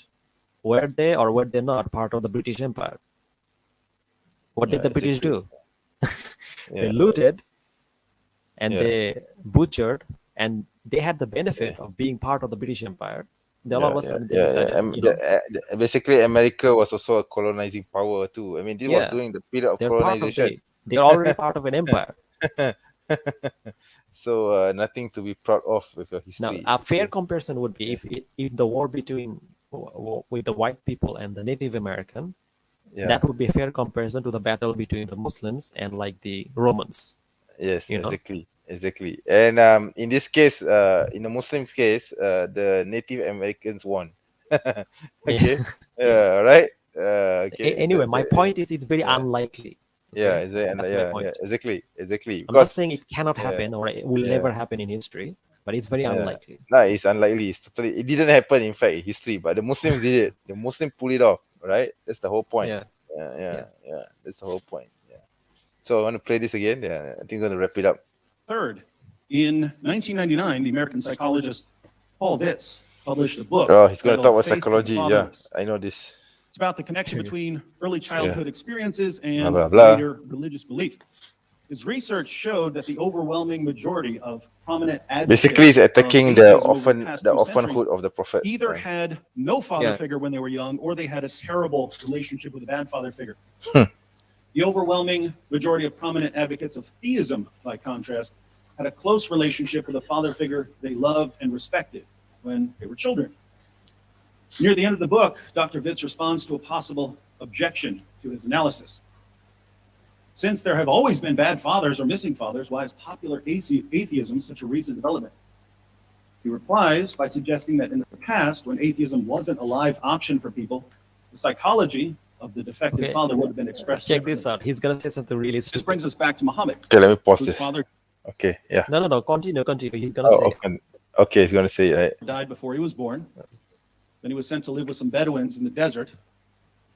They became convinced that he was demon-possessed, sent him back to live with his mother when he was 4. Then his mother died when he was 6. He was sent to live with his grandfather, and his grandfather died by the time he was 8. So Muhammad lost every relationship with a mother figure or father figure that he had by the time he was 8. Why is this important? Well, according to a lot of research, someone with this level of childhood loss and trauma will express this loss Childhood loss and as an trauma. adult in 3 main ways. One, he'll have a tendency to I mean, seriously, this is the guy who beat up his father with a hammer and he's talking about childhood loss and trauma. Can't believe this, man. I can't believe this. Can we let him finish? I want to make a point. well Here. against authority Sure. and tradition. 2, he'll have trouble forming stable, healthy relationships with other people. And 3, he'll have a problem with father figures, and especially with viewing God as a heavenly Here father. it comes. If you studied the life of Muhammad, you know that Muhammad exhibited all of these features in extreme fashion. Muhammad is the extreme example. I don't know how to of respond to someone this. who I have exhibits to these laugh features. at it. Hold on. Muhammad doesn't just rebel against authority and tradition. He turns against his own people, against his own tribe, against his own city, violently subjugates them, smashes their idols in front of them. Muhammad doesn't just have trouble forming stable, healthy relationships. All of his relationships were massively twisted.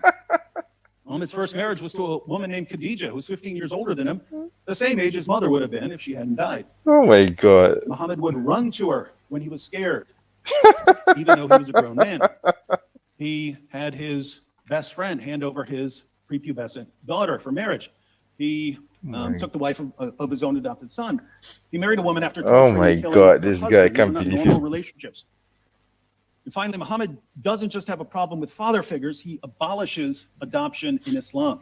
dual adoption in Islam. Muhammad abolished it and unadopted I don't his know what to adopted say, son. bro. I'm really And no one Alright, in scared. alright, history alright. had a bigger This guy Pause is it. totally shameless. Oh my god, he's totally shameless. He can say all this with a straight face and talking about father Okay, figures so and everything. can I share the screen?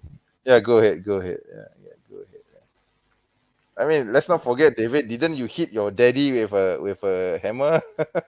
How is that for father figure? Yeah. Okay, so hold on. There's a. Okay, here we go. So if you look at the life of the prophet, you can see that at TikTok first it is his hammer father time. died Yeah, before he was born. Okay, so this one doesn't count yeah, because he's already dead. Then his mother died, yes, but yes, then he was adopted by his yes, grandfather, yes, and then he was exactly. adopted by his uncle. So when Yes, was the period that he didn't have a father figure? yeah. In fact, Abu Talib was his father figure, wasn't he? Right to the end, right Yeah, until his after his prophethood. In fact, well into after his prophethood. Yeah, yeah, yeah, yeah. So yeah, basically, the father figure for him was Abu Talib. yeah, Yeah, so Abu Talib. Yeah. Yeah, and he wanted his uncle Abu Talib desperately to become a Muslim, but unfortunately Abu Talib did not become one right until the end. He never did. Yeah, yeah. yeah, He was begging, he was praying, he was asking him, but Abu Talib just refused. Yeah. So yeah, unfortunately, it didn't happen. Yeah, but he loved his uncle very much. Yeah. yeah. So, and his uncle was like basically his uncle was the father figure. So what the hell is David talking about? And this is coming from a person who strike his father figure with a hammer. Yeah. So what makes you become an authority to be talking about father Yeah. figures when you treated your own father badly? Yeah. you know, Yeah. I cannot brain this. I really cannot brain this. Also, another thing is that like he abandoned like his father figure. I mean, and like, I mean, like according to you guys, right? I mean, like the Hindus don't believe in the father. Yeah. Did they have like trauma?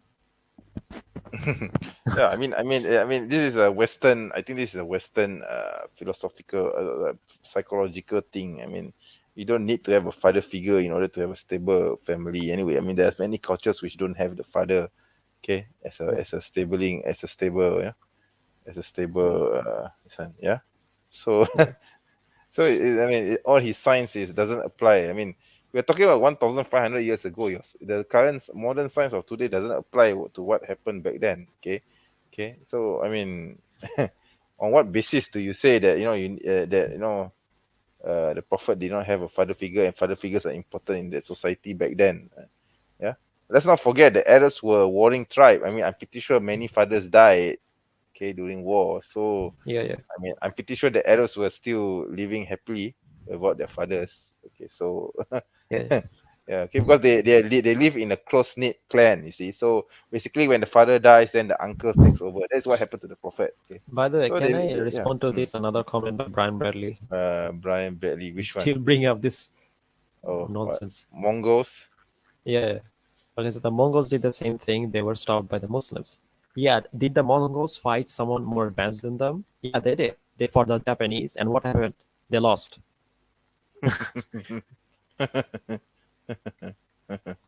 Yeah. So He doesn't get the point. The point I, is that the uh, Romans and I the think Persians had superior yeah. weapons. Yeah, exactly. They were more The advanced. Romans and the Persians were superpowers during the era. So a Yeah, superpower being defeated by Red Indians is something unnatural. Okay, yeah. I mean Like basically Mongols, they fought yeah like different tribes, and that's what became strong. basically the Arabs at the time were like the Red Indians, and the Red Indians managed to defeat the Persians and the Byzantines. Okay, try imagining Yeah, that. Okay, yeah, or Eskimos even. Yeah, yeah, yeah, yeah. better Exactly. than that. Yeah, yeah, exactly. So still cannot get the point. Okay. Uh, okay. So anyway, do you want to continue this? I think it's going to end already. It's almost ending. Yeah, I think his point is ending. Yeah. Our So problem yeah, with let's viewing wrap God it as a up heavenly here. father Yeah. Okay. Sure. than Muhammad. The Quran says that the highest relationship anyone can have with Allah is a slave to master relationship, and that the heavens and earth are on the verge of being torn apart whenever someone says that Allah is a father. Actually, it's not that. It's actually when God has a son, doesn't say anything about God being a father. I mean, we don't have any problems with you calling God the father. Okay, if you mean it in a figurative sense, but when you say God has a son, and it's meant in a very literal sense, like how the Christians believe today, well, of course, that's what Quran says. It's an affront to God. Okay, and about the master-son relationship thing, I think it's there are many verses in the New Testament. I can actually bring it up, but I don't feel the need to. Where Paul again says that the Christians must serve like a servant, a doulos to God. Okay, so in the New Testament, Paul is also describing the relationship between a Christian and God like a master and servant relationship. So what the hell? Again, what the hell is David talking about? So it's in the epistles, okay, in the Greek epistles, because the translations doesn't really cover it much. But basically, Paul is saying that Christians must serve God as though God is his master and he is the servant. Okay, this is in the epistles. So I don't know what David is trying to argue about, because this is basically the same concept as his own Bible. Okay, so you want to continue again? Yeah. Let's continue. Let's Okay, finish this up. all right. This leads to an obvious question. How much did Jay's merry band of conspirators know about psychology? If you guessed absolutely nothing, you're Well, dude, you don't know anything about psychology anyway. to be asking that question to Jay, because both of you are idiots. You don't even know anything. Okay. Yeah. absolutely correct. Yet, if we want to accept Jay's conspiracy theory, we have to believe that they were the greatest masters of psychology ever, because they wrote a fictional account of Muhammad's childhood that lines up perfectly with his psychological profile as an adult. More problems to come. Yeah, I guess he's. What a Yep. farce. Yeah. Okay. I guess. Thank Yeah, you, let's David. Yeah. Let's I end guess. this, yeah. Let's end this. All right. So okay. Well, So I inshallah, we'll think. slap Jay Smith the day after tomorrow, maybe. I wish I could slap him now, but I know it's quite late, and I don't know. My Yeah. my camera is fizzling out. Sometimes I'm appearing, sometimes I'm not. I don't know why. I think it's just the camera Yeah, acting up. bro, Okay. you need to fix the camera. Yeah, of course. I think it's I know. fine, but yeah. I don't know. Maybe it's because of my connection. It could be because of my connection. I don't know. Yeah, it could be Yeah, the yeah. connection, because I mean, I can see you well. I mean, my voice is clear, right? It's very weird. Yeah. I don't know what's happening. Yeah. Okay. Yeah. Yeah. So anyway, I think it's a wrap for Yeah. David's Yeah. the first part. Okay. So yeah. So thank you everyone for watching this reaction video. Oh, there's 7 people online. Wow, 3 hours. We've been talking for 3 hours. Okay. So anyway, thank you very much everyone for joining this live stream with me and the brother of Islamic calling. So please do not forget to like, subscribe my channel. Please join the membership if you want to join me for future live streams, where if you join the membership you'll get a lot of benefits, like emojis and everything. Yeah, I'm actually building up I have actually some custom emojis. Okay, so anyway, thank you very much for. Yeah, sorry, you can't see my face because my camera is fuzzy. Anyway, I'll end this show right now. Thank you very much for joining both of us. Inshallah, I'll see you again in a future live stream or video. By the way, bro, thank you for inviting me. Yeah, Inshallah, no worries, Aki, no worries. So anyway, inshallah, me and brother Islamic calling will be having another session again. This time we're going to refute the old fart J Smith, inshallah. Yeah. Right. Yeah. So Inshallah, the day after tomorrow, maybe.